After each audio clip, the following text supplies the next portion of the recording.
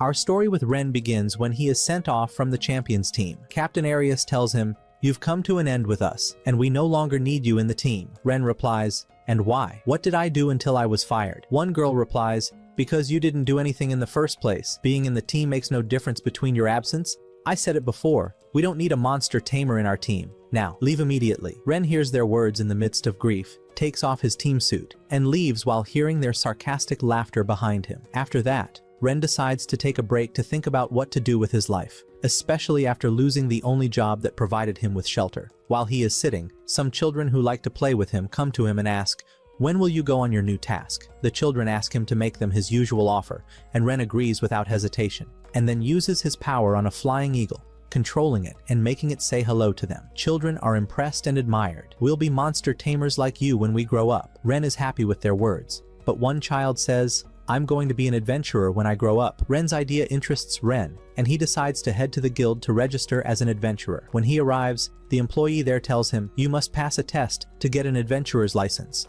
which is to kill 10 ogres and collect 10 medicinal herbs." Ren immediately agrees and sets off to take the test. When he reaches the ogres, he discovers that they are weak and easy to kill, so he collects their magic crystals and gets the desired herbs. It seems that things are going well, but suddenly, a girl's screams are heard from the depths of the forest. He throws everything in his hand and rushes towards the source of the sound. There, he finds a huge tiger attacking a girl and almost devouring her. Ren pounces on the tiger with all his might, but is shocked when his knife breaks. The tiger gets angry, leaving the girl heading towards Ren to kill him first. Ren smiles despite the situation, saying to himself, "It's okay. The important thing is that the girl can escape safely." But surprise happens. The girl does not run away. On the contrary, she uses her power, flying through the air and kicking him with an overwhelming force that completely breaks his bones. Ren is stunned. Where did you get all this power from? He looks more closely at it to realize its truth. It belongs to one of the 4 most powerful rare species in the world, the cat spirit. But before he can comprehend, the tiger disappears, and the girl falls to the ground unconscious in front of him. Ren runs to her and asks, "Are you okay? Hungry?" Ren is surprised, but takes out the food he has and gives it to her. The girl eats happily, then introduces herself saying, "My name is Kennedy." Ren asks her, "What brings you here?" "Our species is very small, so we live in the mountains alone, but life there was very boring. So I left for my own adventures, and by chance I met you here. Now it's your turn. Tell me what you were doing." Ren tells her everything he's been through, and how he was kicked off from the champions team. Kennedy gets very angry and curses the team, saying, "These traitors, how dare they do that to you?" Seeing her anger for him, Ren feels happy and thanks her, but she surprises him with an unexpected request. "I want you to tame me." Ren is stunned. "How can I tame you? You're a rare species. I don't think my strength will allow that." But Kennedy smiles and says, "The first time I saw you, I felt chills running through my body. You are so strong and you will be able to tame me." Ren thinks a little, and then says, "If you can tame her, she'll be a great help to me, but I don't want to take advantage of her. I just want her to be by my side." Ren cuts his finger and releases his power to activate the dressage contract, and Kennedy responds, and so they are contracted. She looks at him and says, "Now we're connected forever." Ren is thrilled, shakes hands with her excitedly, and that's where their adventures together begin. Ren returns to the union and hands the employee the required materials. She congratulates him, saying, "I passed the test. Congratulations, you became an official adventurer." Ren is thrilled and receives the reward. When he tells Kanade, she is thrilled that he is finally an adventurer. Suddenly, a union member approaches Kanade, trying to talk to her, but she ignores him. Ren intervenes to defend her, but the man replies sarcastically, "You have nothing to do with this." Kennedy gets angry, saying, "Don't insult Ren. We're on the same team, by the way." The man laughs sarcastically. "You are with this weak?" Kennedy responds firmly, "He's much stronger than you." The man smiles maliciously and says, "If he is, let him perish me, and if he wins over me, I will shut up. But if he loses, I will have to take you from him by force." Ren gets very angry and thinks, "I don't care if someone insults me, but I won't let anyone insult my friends." He grabs the man's hand and the confrontation begins. In less than a second, Ren defeats him and breaks his arm. And here, a new reality unfolds. After signing Kennedy, Ren has just as much energy as hers. The union employee comes and apologizes for what happened, and even tells them that the union is considering revoking that man's license because of his actions. Ren thanks her, then sets off with Kennedy on new missions. But during a mission, they hear screams coming from the forest. They hide to watch what's happening, only to find a huge gang attacking an old merchant and about to kill him. Kennedy gets to know the gang and warns Ren, "They're so dangerous." But Ren smiles confidently and says, but I want to save him. Kennedy replies, okay, let's pounce on them together. Kennedy sets out to protect the old man, while Ren pounces on the gang, strikes hard, and no one can stop him. When Kennedy was watching Ren, she couldn't take her eyes off him, wondering, why is my heart beating so fast? Her face was red, and she seemed to be starting to love him. Meanwhile, Ren was killing the gang members one by one, and then he went towards her, found her face red, and asked her why. The girl was embarrassed and hesitantly replied, nothing, this, and then asked him about the secret of his strength and how he managed to defeat all of these. He replied, I'm a monster tamer, so I had to learn to fight against any dangerous monsters that might come my way. Kennedy nodded. Well, I get it. Then, they asked the old man why he was traveling alone, even though the place was full of thieves, and he told them that he had hired 3 men to protect him. But they fled as soon as the gang attacked them. Ren tried to console him, saying, it's okay, it happened. But the old man warned them, you have to get out of here as soon as possible, this gang is big, and if you know what you have done, they will not leave you alive. Ren replied confidently, so we have to eliminate them before they even think about going after us. Kennedy looked at Ren as in amazement and said, but there are over 100 people, how are we going to defeat them alone? Ren smiled, don't worry, I have a plan. Indeed, Ren and Kennedy went to the gang's hideout and waited there. Ren had used a certain animal to be able to find out the location of the enemies. Then he turned to Kennedy and told her, go back to the city and tell the knights to come and collect the bodies. Kennedy was surprised by his overconfidence and asked, but watch out, don't do anything that might get you hurt. And he replied with a reassuring smile, don't worry, they won't be able to hurt me. Next, take out a trained insect, which can immobilize the person it stings for 12 hours. The insect summoned its peers, while it left as a club for the city to carry out their plan. Elsewhere, it was 3 gang members who fled, including 2 from the hero squad that had previously expelled Ren. One of the girls in the band got angry at her 3rd colleague and asked him sharply, how did you not comb the area well? How do you think a tamer of only 1 squirrel can survive in a forest like this? You had to tame at least 10. The young man replied in astonishment, how can I tame 10 monsters? That's impossible. The girl was shocked and said, you're lying, but suddenly remembered how Ren was taming 20 animals at once and easily controlling them, and she fell silent. Then she threatened her colleague, saying, you are in charge of this task, and if you fail, I will get rid of you myself. At this time, Ren was not taming just 1 monster, but controlling 100 monsters at once. He ordered them to attack the gang, and all their members fell to the ground paralyzed and unable to move. Kennedy arrived with a group of men who began to gather the gang members to put them in jail. But suddenly, everyone heard the sound of a huge monster approaching, breaking everything in its way, and then began to attack them fiercely.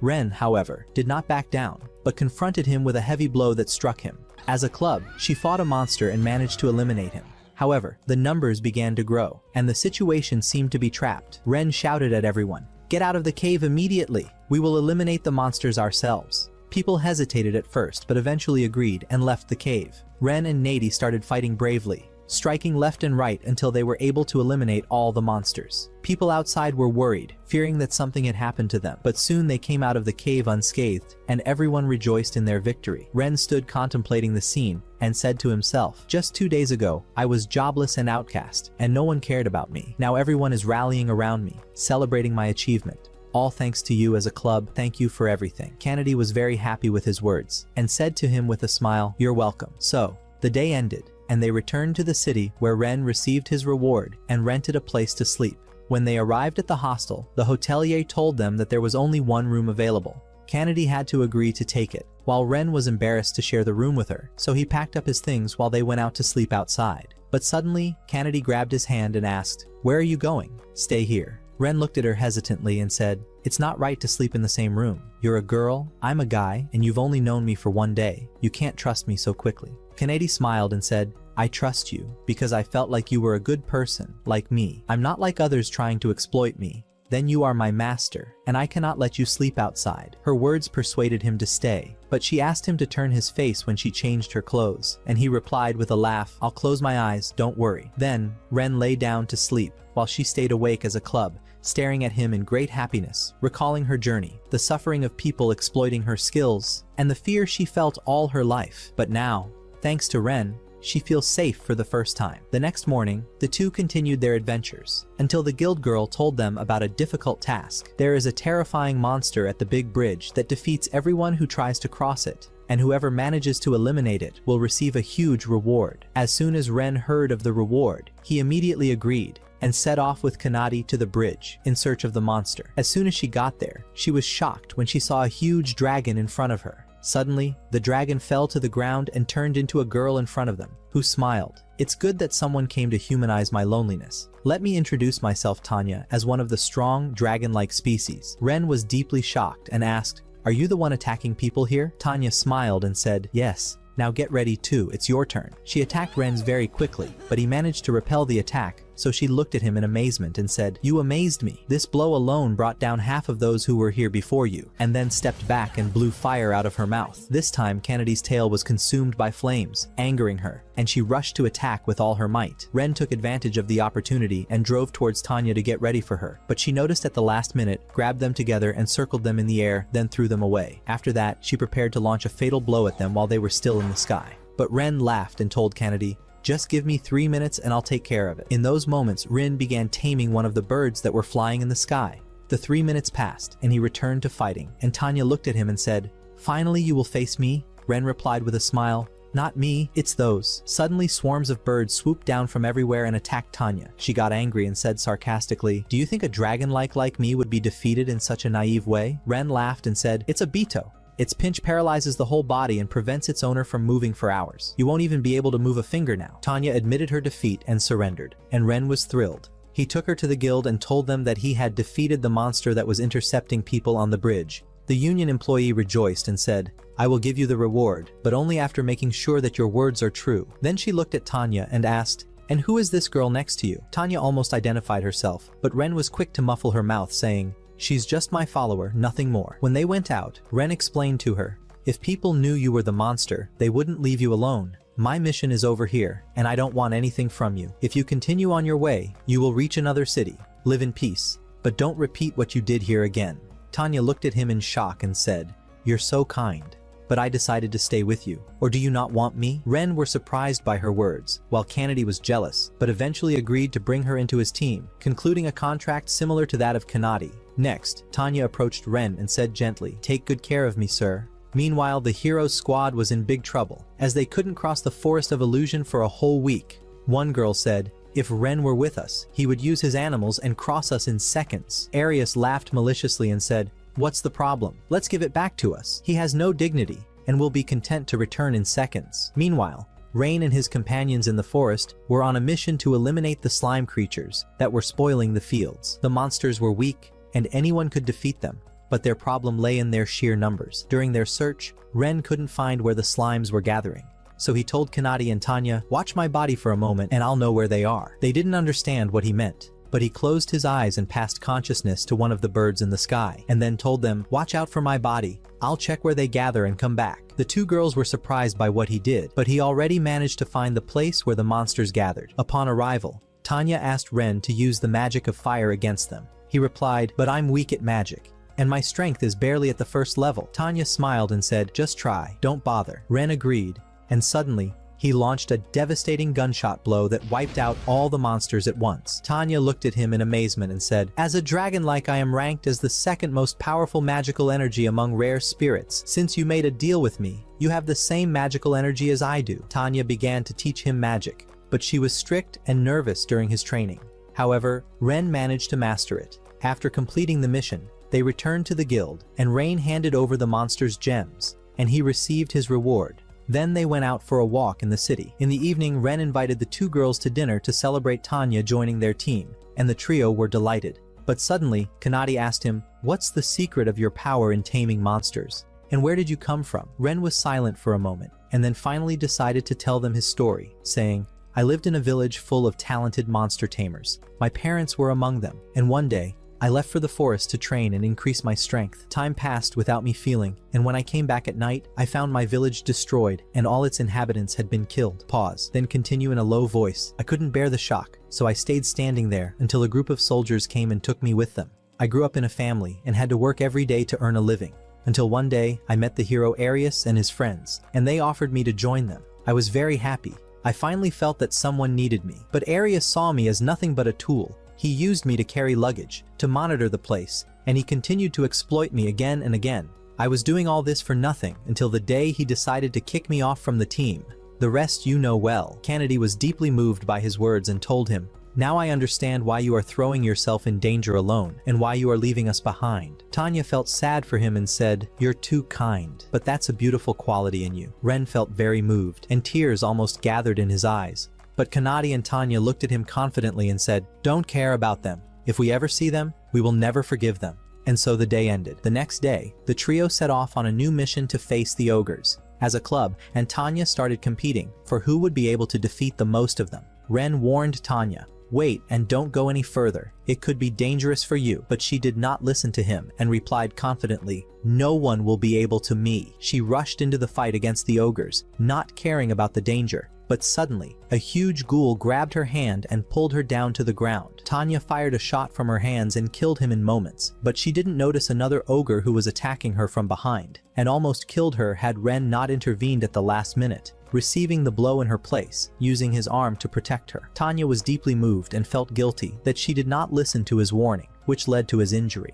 They went back to the guild and handed over the stones, and things were going well. But Tanya couldn't forget what had happened, so she went to the river feeling sad and confused. She didn't know how to face Ren after she caused his injury. A little girl saw her and asked her, "Why do you look sad?" Tanya replied, "I made a huge mistake." The child smiled and said, "My mother always tells me that if I make a mistake, I have to apologize." Tanya was moved by her words, and when Ren came to see her, she looked at him and said, "I'm sorry I didn't listen to you." Ren smiled and said, "If that's what makes you sad, it's okay. The important thing is that you're okay and sound. But be careful next time. I may not be there to protect you." Tanya was thrilled by his words, and they went home to rest. As always, there was only one room to sleep, which made Tanya feel closer to Ren. During the night, she began to realize that she had come to admire him, and perhaps indeed loved him. The next morning, while on their way to their new mission, they encountered something completely unexpected. The hero squad was standing in front of them. Ren was so shocked that he couldn't move. As for Tanya and Kanade,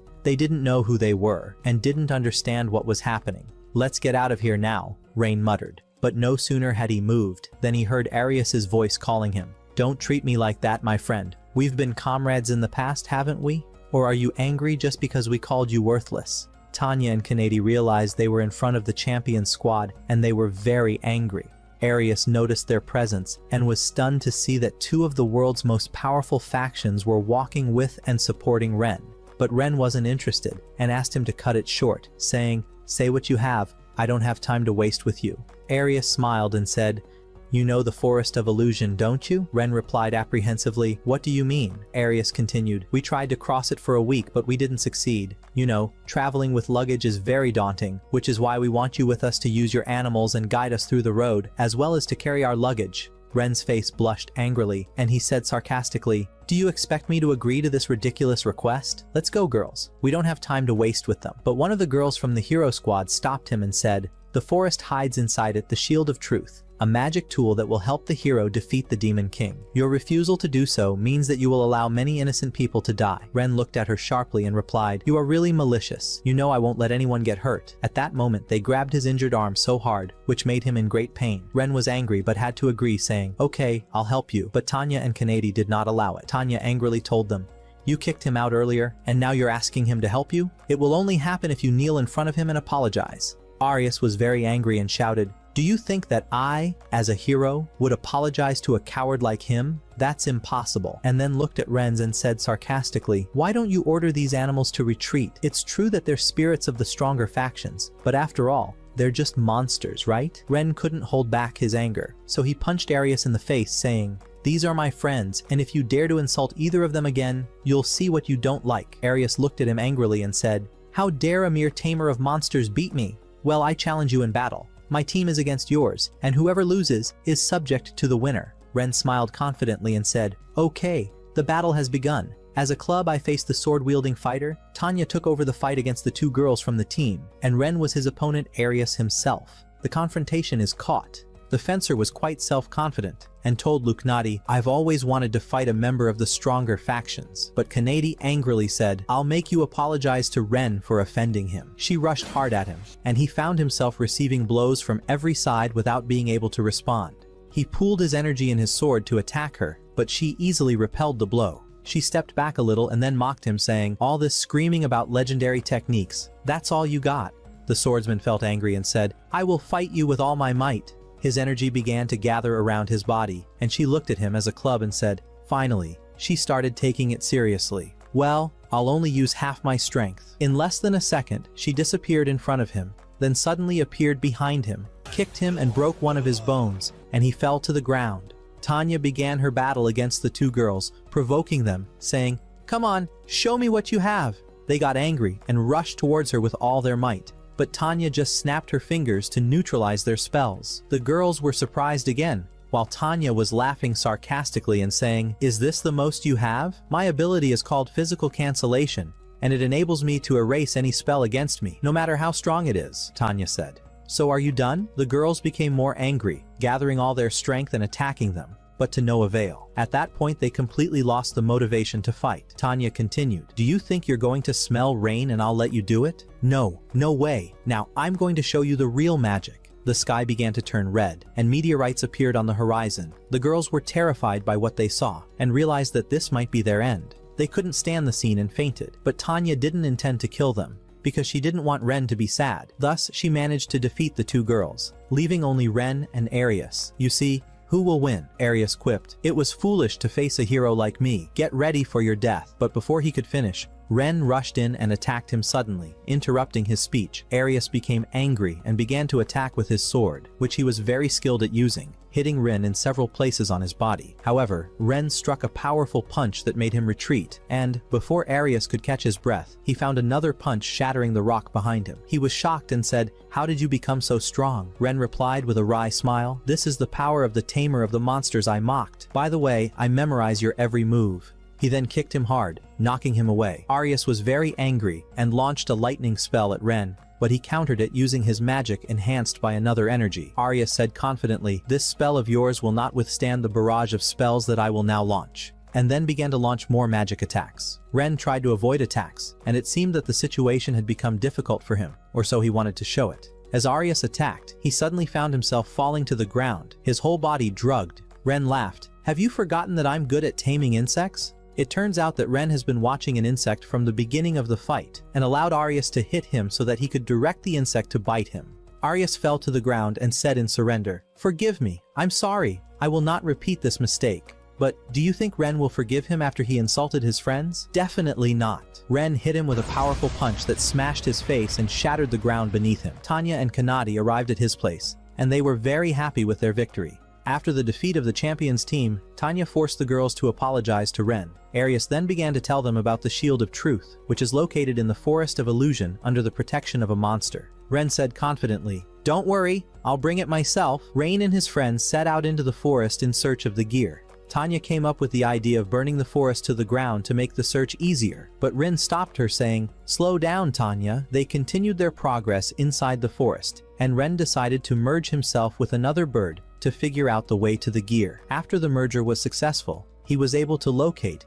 and then return to continue the journey with his friends. But they kept walking for a long time in vain. Kanade said, will we keep walking forever? I'm tired. But before she could continue, she noticed that the stone they had placed as a sign of return had reappeared in front of them, which meant they had returned to their starting point. Tanya marveled, I'm sure we were going in the right direction. Something abnormal is happening here. Using her ability to detect mana, she discovered that a tree was sending an imaginary magic that would make them walk in a circle. Tanya said, this tree is the reason. If we want to progress, we have to break it first. She got excited. Leave this task to me, and then stepped back in preparation for a big blow, but suddenly she heard a voice saying, leave the place. She froze like a club in place, then hid behind Ren's, saying fearfully, what's that voice? Before she could finish speaking, a fairy appeared from inside the tree. Everyone stood in a daze, disbelieving what they were seeing. Ren said cheerfully, hello, but the fairy looked at them angrily and said, leave the place immediately. Ren told her, we're looking for the Shield of Truth. She replied sharply, I told you, leave the place. Ren tried to speak again,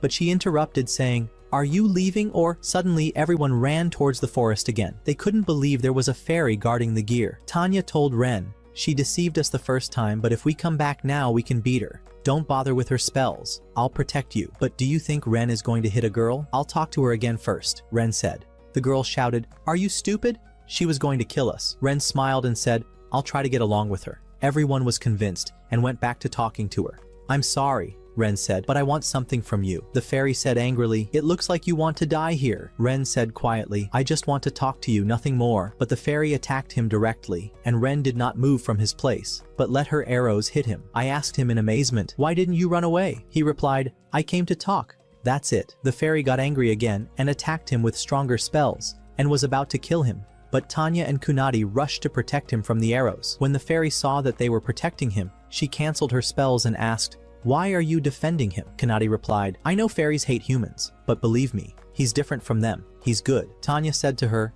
and I testify to you that. She was convinced by their words and went to Ren to wake him up, and then told him, my name is Sura. Nice to know you. He replied, my name is Ren, and I am honored. They finally sat down together and started telling her why they came to this place. Sora realized it and told them, you're looking for the shield of truth, aren't you? That gear is in our village, we fairies, and it's protected by a barrier I made myself, and I won't let you in, but I can go and bring the gear for you. Everyone rejoiced and said to her, we agree. Sora went to get the shield, came back to them to deliver it to them, and then said, you got the shield. Come on now, leave from here. Ren replied, okay, and then took the girls with him and started leaving. But Sora wanted to tell them something, but she stopped herself. However, Ren felt she wanted to say something. He returned to her and asked her, what's the matter? Tell me. She was about to tell him what hurt her, but backed down when she remembered that it could lead to their death. As she was about to deny it, Ren interrupted, saying, it's okay.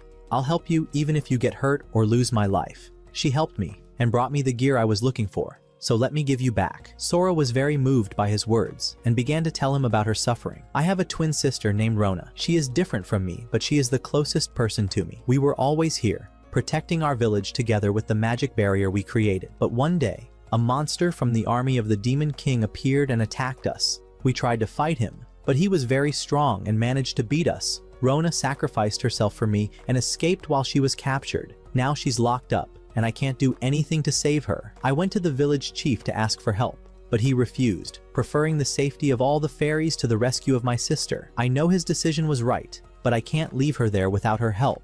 Ren listened to her story and was very moved by it, then told her, don't worry, I'll bring your sister back to you soon. That's a promise from me. Sura was deeply moved and tears streamed from her eyes as she hugged him. After that, the four devised a plan to save Rona from the monster unharmed. Sura remained in the forest to protect her village, while Rin and his companions vowed to return her sister safely. Ren arrived at the place of the monster, and he looked very strong. He found Rona hanging on a tree, chained, unable to move. Ren took advantage of the monster's preoccupation, attacking it with all his might, but the magical attacks did not affect him. Kennedy jumped and hit him with her foot. Then Rin joined her and dealt him a blow with his fist, but the monster was not affected. The monster realizes they were here to save Rona, so he dealt a heavy blow to kill her, but Tanya intervened at the last minute, freed her, and took her away. The monster became very angry and began to destroy everything around it, driving Rin and Kennedy away from him. Ren quickly thought of using a spell to distract the monster, summoning a group of insects to get his attention. Then he turned to Kennedy and told her, I want you to deal him one blow after I cast this spell.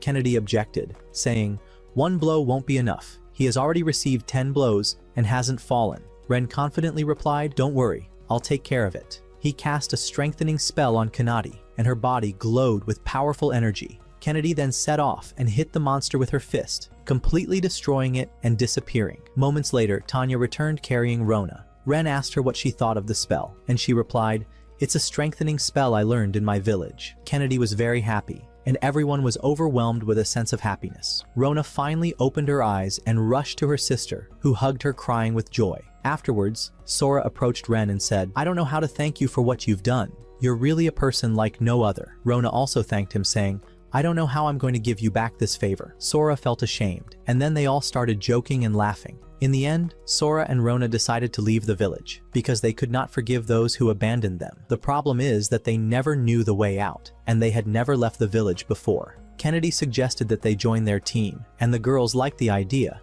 and Ren agreed too. Rona asked Renaz to make a contract with them, and he agreed, but he didn't know how to do it with fairies, as he had never done it before. Tanya encouraged him, saying, try, you won't lose anything. Ren told her, okay, and then focused his energy fully, and suddenly he came up with a solution and managed to make a contract with them. Thus, Sora and Rona joined the team, and everyone was happy. Ren then took the gear and went to the champions team to hand it over to them. Arius was shocked, not believing that Ren had been able to bring the gear in just 2 days. He said to him, it's impossible. The gear can't be real. It must be fake. But one of the girls on the team cast a spell to check, and discovered that it was really the real gear. Arius was then very angry, while Ren took his reward for the task and told them goodbye. But as he left, a team member stopped him and asked, "How about joining our team again?" Ren was silent for a moment, but Arius burst out in anger and said, "How dare you invite him to join us?" The young man replied, "Have you seen how strong he is? He got the gear that the 4 of us couldn't find in a whole week." The rest of the team agreed to the idea,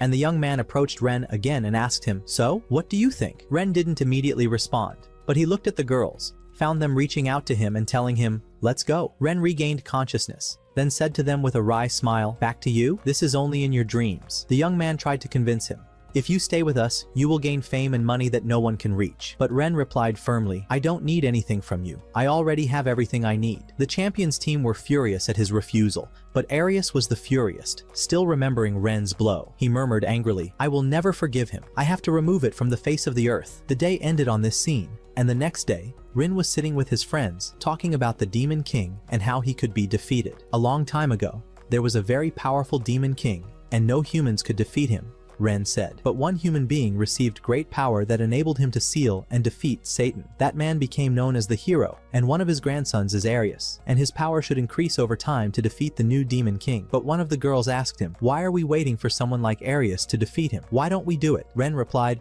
"Because your energy is normal and very limited, while Arius's energy will increase over time, making him able to kill him." But Sora intervened, saying, "But the more you make a deal with us, the stronger you too, which means you may reach the strength needed to defeat him." Ren was shocked by her words and said, "That's right." Kennedy rejoiced and said excitedly, "Then you must make a deal with everyone you meet, and then become the hero who defeats the Demon King." But Ren laughed, "It's not that easy. Let's forget about this now and enjoy our adventures. And when the time comes, we'll see what we can do." Everyone agreed with him, and they were very happy. When they returned to the city, they fell asleep and woke up the next day to eat with Sora and Rona, who were very happy with the food. Then Ren said, "I made a lot of money from Arius and his followers, and it's time to spend it." Tanya suggested to him, "Why don't you buy a powerful weapon that will help you face your enemies?" Ren liked the idea and agreed, so he took the girls with him and went to the blacksmith to make him a weapon. But along the way, Sora and Rona seemed worried about humans, but gradually began to adapt.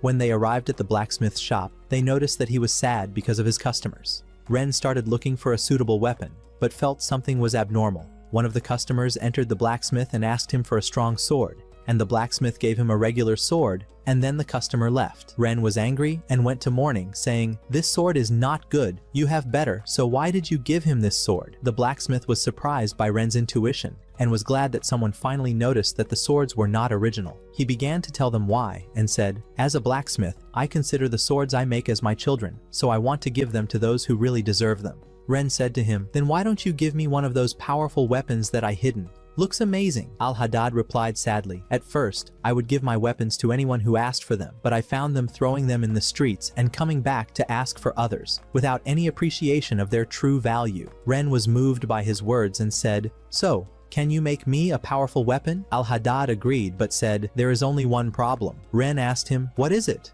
Al-Haddad replied, "I don't have the material to make weapons." Ren said, "And where can we find them? I have a mine that I inherited from my family, but I can't find anything in it anymore, and I suspect someone is stealing it," Al-Haddad said. Ren said, "So what's the solution?" The blacksmith gave them a task to go to the mine and recover the material, and Ren enthusiastically agreed, and the blacksmith was very happy. They went to the union and told the employee that they would carry out the task for the sake of Al-Haddad, and she gave them approval. When they arrived at the mine, Rain noticed a strange bird flying over them.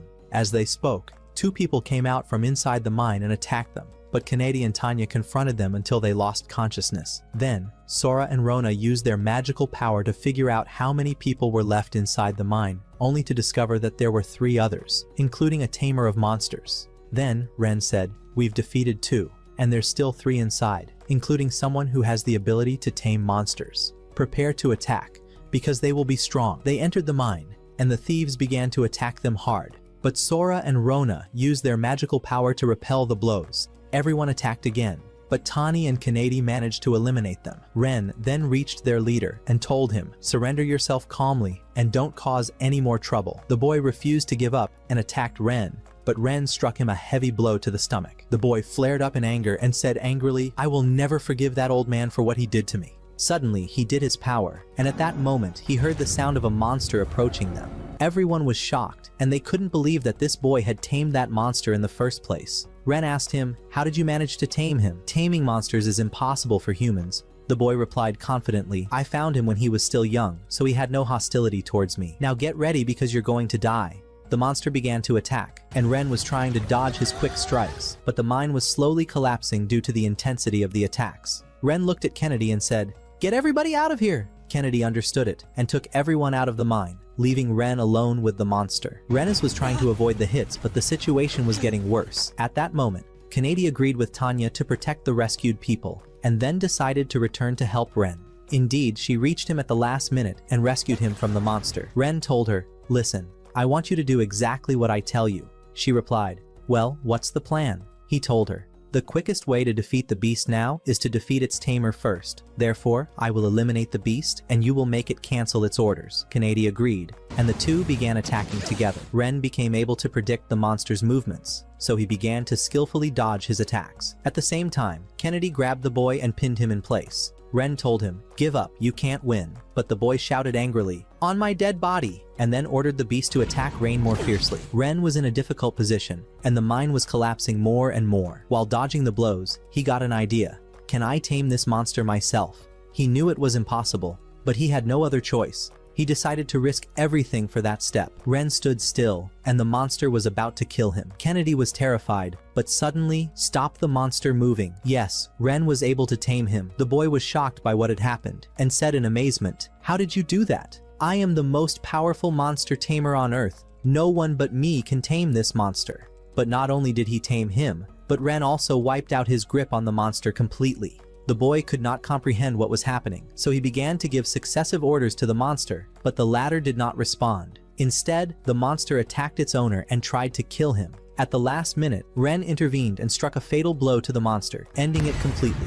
Then he looked at the boy and said, "You caused the monster to be agitated because of your many orders, and that would have killed you." Then he added, "Now come with me quietly, and tell me everything." They took him with them, and he began to tell them why he had done all this. It turned out that Haddad Antar had previously given him and his followers ordinary weapons, but they did not help him in any of his tasks. Realizing that he had been deceived, he decided not to let Antar work as a blacksmith again, and began stealing his mine in retaliation. Ren understood the situation, then went to Antar and told him everything. Antar felt remorse and said, "I made a mistake in what I did to him." Then he decided to make real weapons for everyone, and the first to get them was Ren. Ren told him the specifications he wanted, and things finally got back to normal. But on the other hand, the hero Arius was organizing a competition to select new members for his team. Many flocked to apply, but he didn't accept anyone, comparing them all to Ren, and anyone weaker than him immediately rejected him. The girl who works with him tried to convince him not to compare, but he got angry with her, causing her to step back with fear and say, "I'm sorry, do what you think is right." When I left, Arius took a cursed ring out of his desk drawer and said in a low voice, "I will not leave you. I will kill you soon." Ren meant that. Meanwhile, Ren had returned to the Union to ask about the fate of the people arrested. The clerk told him all the details, and he shook his head and said, "Okay," but obviously, he was sad, because he didn't want them to be imprisoned. Sora and Rona noticed this, so they tried to entertain him and took him for a walk. Everyone felt happy and fun, and Ren bought them some food, which they were very happy with. He then asked them what kind of power he gained from hiring them, but he replied that he did not know yet. The girls felt frustrated, but he gently wiped their heads, so they rejoiced again and happily resumed their outing. But as they were returning home, the son of the governor of the region suddenly appeared. He saw Sora and Rona and liked how they looked, so he asked for their names. After they answered, he boldly told them, "I want you to be my servants." Everyone was shocked, and no one understood what was going on. Ren came forward and asked him angrily, "And who are you, and what do you want from them?" The boy replied arrogantly, "I am the son of the ruler of this state, and what I want, I get by force." Anger flared in Ren's eyes, and he said to him firmly, "You won't take one of them." The boy became very angry, and ordered his guards to attack Ren and take the girls by force. But Ren didn't give them any chance. He started smashing them one by one, setting an example for everyone. The governor's son got very angry and said to Ren, "If you don't hand me the girls, I'll kill all the people who are here." Ren looked at him in shock and said, "What does it have to do with it? Are you out of your mind? How will you kill your flock?" The arrogant boy laughed. "I'm free, I do what I want. If the girls don't bring me now, I'll kill them all." Ren was confused and did not know how to save these innocents. Sora and Rona suggested helping him, but he refused, fearing people would discover their truth as fairies. Ren was standing hesitantly, but suddenly, A new spell appeared in his mind due to his contract with Sora and Rona. Ren controlled the spell, creating a huge number of fireballs and firing them at all the soldiers, saving people in just a few seconds. The governor's son was shocked and could not believe what was happening in front of him. Then Rin lifted him by the neck and said sharply, "If I see you again, this will be your end." Terrified, the boy gathered his soldiers and fled the entire place. Then Sora and Rona warmly thanked Ren, and they were very happy. The townspeople approached and thanked him as well, making him feel proud. But suddenly, an old woman walked up to him and whispered, "You must flee the city immediately." Ren was surprised, but soon realized why. The old woman told him that the ruler is completely corrupt, covering up his son's crimes. The boy would kidnap any girl he liked, take her to the palace to assault her, then torture her and make her his servant. If anyone tried to file a complaint against him, the knights would cancel it, so he could continue to do whatever he wanted with impunity. The situation in the city was completely rotten. Ren returned to Tanya and Kanade and told them everything. Anger flared in Tanya's heart and she said, "We must burn the palace with all in it." But Ren stopped her, saying, "We have to think rationally first. We can't destroy the city, and I can't do anything that puts you in danger or takes you away from me." Ren wanted to save all the townspeople, but he was also worried about the girls and wanted to protect them. He thought of escaping them from the city, but they rejected the idea. Sora said to him, "Don't be afraid for us. Let us help you. We know you want to protect us, but we love the people of this city, and we want to save them too." Ren was moved by their words and was finally convinced. On the other hand, the prince in his palace was very angry at what Ren had done. He summoned the cavalry commander, ordered him to capture Ren immediately, and then offered him a huge bribe to facilitate the task. After that, his office bell rang, and one of the enslaved girls entered. He started beating her violently, while she could do nothing but cry. He enjoyed humiliating her. The next day, Ren went to the cavalry to file a complaint against the governor's son. But the girl who worked there was shocked by his words, and did not write anything. Before Ren could say more, a group of riders appeared behind him, and one said, "We heard everything. It was just a simple fight. Nothing more." Ren became angry and realized that everyone was complicit in this corrupt circle. But in the corner of the place, there was a girl eavesdropping on the conversation, and she seemed to be hiding something. When they left the guild, the girl went out and followed them, and then apologized for the actions of the cavalry. She told them, "I know that the ruler is corrupt, and most of the knights work for him because of money. Everyone is traitors, except for me and a few loyal individuals. I want to restore the dignity of the city and the union, and I need your help to make that happen." Ren was suspicious of her intentions, but Kanade told him, "I feel like she's a good girl." The girl introduced herself, saying, "My name is Stella." Ren reached out to her and said, "Okay, let's start working together." Tears streamed from Stella's eyes from joy. Everyone began to draw up a plan to restore the cavalry guild and capture all the traitors. They spread a rumor among the people that there is evidence hidden in one of the old warehouses that can prove the betrayal of the ruler. When the knights heard this, they decided to head to the warehouse at night to get rid of any evidence against him, which was exactly what Ren wanted. Once inside the warehouse, Ren began to eliminate them one by one. Some tried to flee through the back door, but it was locked with ice to prevent them from escaping. Ren used the glove Antar had made for him and began to eliminate the cavalry, but their commander was very strong and was able to repel his attacks easily. Stella asked Ren to let her fight him, and he agreed. She walked up to him and said, "Give up. You have no escape now." The commander got angry and shouted, "In your dreams!" and then punched her to the ground. Ren worried about her, but she got up again, and the anger was evident in her eyes. She attacked him with full force and managed to defeat him. Thus, Ren and his friends triumphed, and the cavalry guild was restored. All that was left with them was the governor and his son.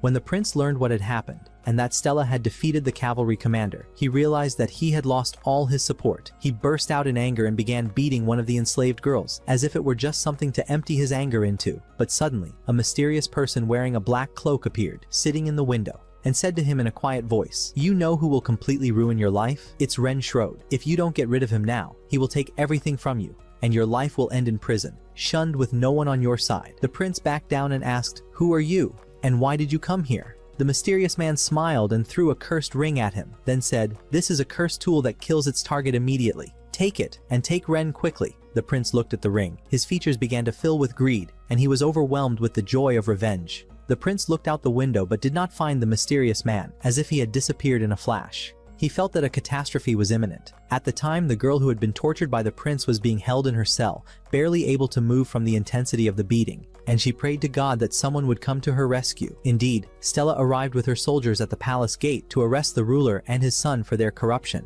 but palace guards refused to let them in and mobilized large numbers of soldiers to confront them. But Kennedy and Tanya were on the lookout for these soldiers. As the prince watched the battlefield, he was eagerly awaiting Ren's appearance so he could use the cursed ring to kill him. The atmosphere was tense, and everything suggested that things would soon turn upside down. Meanwhile, Ren arrived at the palace using the camouflage spell done by Sora and Rona, and then asked them to sneak into the palace and find the whereabouts of the captives to rescue them. The girls used a monitoring spell and indeed were able to locate the prisoners, but were surprised by the presence of a very dangerous entity in one of the palace prisons. Sora said anxiously to him, "Rin, there's a very strong energy in one of the cells. It seems to be one of the strongest categories like us." Ren answered her firmly, "Free the captives and save them. I'm going to go to the power supply and see what's going on there." The girls were scared, but he reassured them, "Don't worry, I'll come back safely." Then go to the unknown power source. When he opened the door, he found a girl trapped inside a cell, visible marks of torture on her body. Ren broke down the cell door and rushed towards her to help her. The girl was terrified and didn't know how to act, but he calmly told her, "Don't worry, I'm here to save you." The girl broke down in tears and fell on his lap. It turned out later that her name was Nina, and she was one of the most powerful beings of all time. She told her story to Ren, crying, "I used to live in a peaceful village, and everyone loved me, but the prince came one day and threatened me that he would torture all the people of my village in front of me and kill them if I did not surrender myself to him. I had no choice, so I put on the bondage bracelet and became a prisoner with him, subjected to all forms of torture." Ren was angry and moved by her words, then firmly told her, "Don't worry, you'll be freed now." But Nina backed down, saying, "You can't. The bracelet has a very dangerous spell on it, and if you try to remove it, you may die." Ren smiled confidently and said, "Don't worry, I'll deal with it." Nina surrendered to him, and Ren began to untie the bracelet. But as soon as he touched him, the spell unleashed violent electric shocks that swept through his entire body. Nina shouted, "Stop! You're going to die." But do you think Ren will back down after everything that happened to her? He gathered all his strength, focused his full energy, and finally, he managed to break the bracelet and save her. Nina was stunned by what he had done and thanked him with tears of joy. At that moment, the battle outside the palace was raging.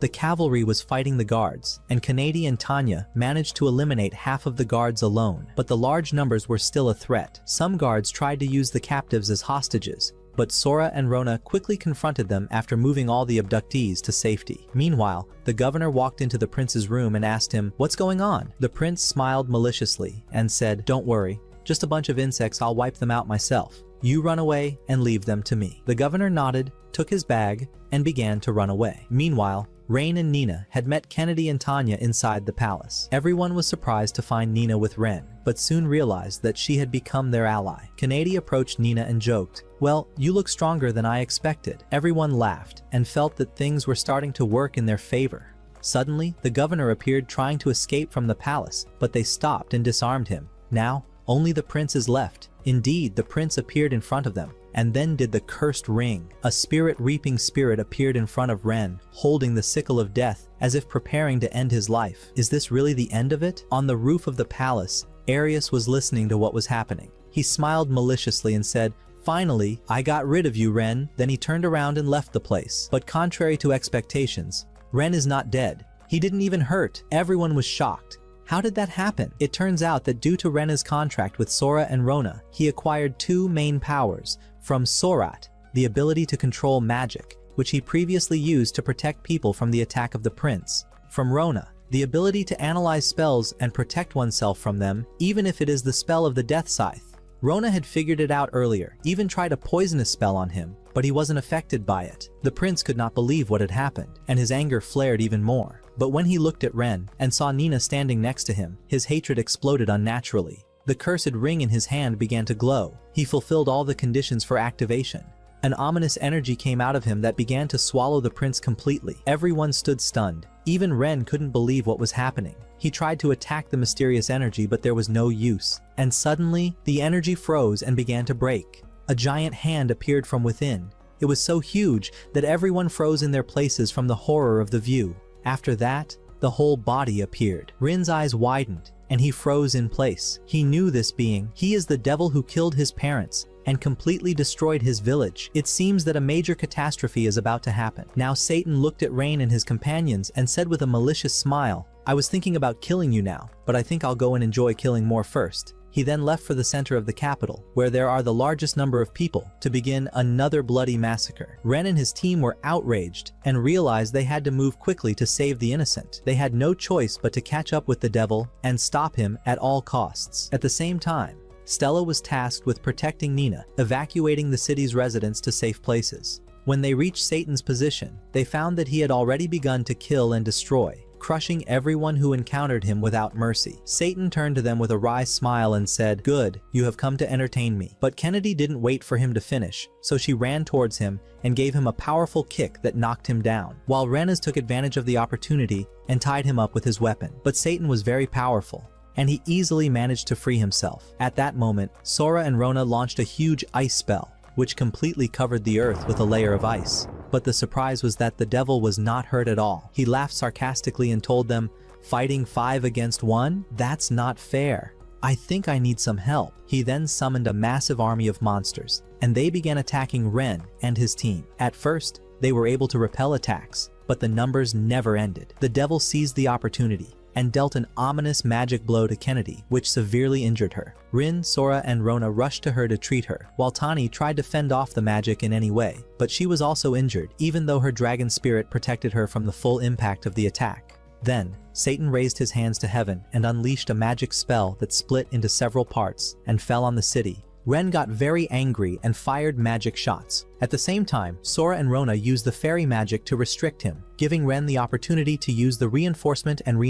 spell on Kanadi and Tanya. He told them, "Now finish him." The two girls jumped towards the devil, directing a barrage of attacks at him, severely injuring him and throwing him into the sky. Then followed another attack with the magic of the fairies, which led to the amputation of his arm. But even this was not enough to defeat him. The devil summoned more monsters until the place was completely filled with them, and then withdrew to a high place to start a devastating spell that could wipe out the entire city. At this moment, Rain had an idea, but it was impossible to implement in the current chaos. Sora, Rona decided to move the residents to safe places, while Kanedi and Tanya provided support and protection to Ren as he fought. The fairies arrived at Stella, who was fiercely fighting the monsters, and they told her the plan. Stella understood the situation and immediately began to gather civilians and guide them towards the transition gate created by Sora and Rona. Nina stayed with the girls to protect them. Meanwhile, Kanadi and Tanya were fighting monsters fiercely, prompting Rin to try to help them, but told him he had to save his energy to confront the devil. Sora and Rona had completed the transition gate, but the residents were reluctant to cross, especially after learning of the fact that it was created by fairies. But because of what Rain and the girls did to protect the city, people began to take courage, agreeing to cross quickly before the monsters reached them. On the other side, Rain and his companions had been trapped by endless monsters. But before the fight began, the cavalry arrived in full force to join the battle. An official order has been issued by the guild to help the Ren team eliminate the devil, after it turns out that the fake hero and his team were hiding without moving.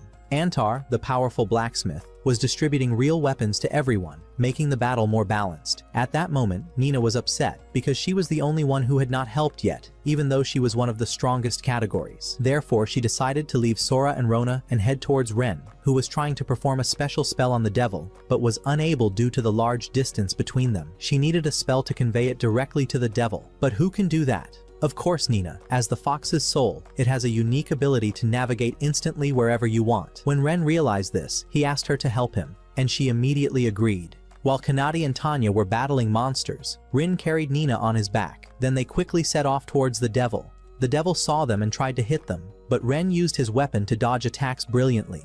The devil then collected a huge amount of black energy and released it towards them. But at the last moment, Rin used Nina's ability to move instantly and appeared right in front of the devil. The devil was shocked by his speed and tried to escape, but to where? Ren angrily told him, "You won't get away with me this time." He then cast the ultimate strengthening spell on himself, dealing a tremendous blow to Satan, completely restraining him. Satan's energy began to gather around Ren, and he was about to die, but he remembered all the people he had to protect, and he regained his power again. He shouted in a loud voice, "This is your end, Satan!" He then used the power of controlling the beasts and issued an order to all the monsters summoned by Satan, "Eliminate your master." The monsters began to madly attack Satan, tearing him apart and devouring him piece by piece until there was nothing left, and so on.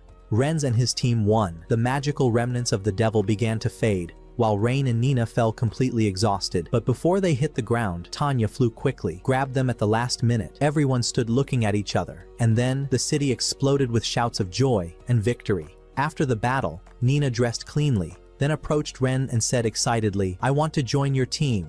Ren liked the idea and decided to make a contract with her as well. Indeed, the contract was made, and Nina became an official member of the team, making everyone very happy to have the youngest member join them. Ren then went to the Adventurers Guild to inform them that Nina had joined his team. There, he met Stella, who told him that she was working with the Union to rebuild the city and repair the destroyed houses. This was a move that had never happened before, making everyone feel hopeful for a better future. One Union employee congratulated him, saying, "Ren, you have defeated the devil. I've risen to 3rd rank now." Everyone rejoiced at the news, and Ren was delighted. After that, he asked her about a suitable home for the team, especially as their number increased and they needed a bigger place to live. The employee smiled and said, "I have the solution. I'll show you some available houses." They started searching, but they didn't like any house until they finally got to a house that seemed quite a fit. The employee told them, "This house has all the specifications you are looking for, but it only has one problem." Ren asked her, "And what is it?" She replied seriously, "He is haunted. There's a ghost living in it." At that moment, Kennedy was so terrified that she was on the verge of losing consciousness from fear. But Ren reassured her, saying, "Let's check it first, and if we don't like it, we won't take it." They entered the house and found it very clean, and there was nothing strange in it. But as soon as they reached the lounge, the ground began to shake, and the objects moved by themselves. Then they heard a frightening voice saying to them, "Leave this place immediately." Kennedy almost lost consciousness, while the ghost appeared in front of them trying to scare them. Surat and Rona attacked him, but their attacks did not affect him. The ghost tried to scare them again, but Ren and his companions showed no fear, leaving him confused. That's when they realized that this ghost doesn't have any offensive techniques, and all it can do is just talk. Sora and Rona activated a spell to lock him up, and Rain then installed him using a technique he had previously heard in his village. Yes, even ghosts can tame Ren. Everyone sat talking with the ghost, only to find out that her name was Tina. She told them her whole story, and then told them,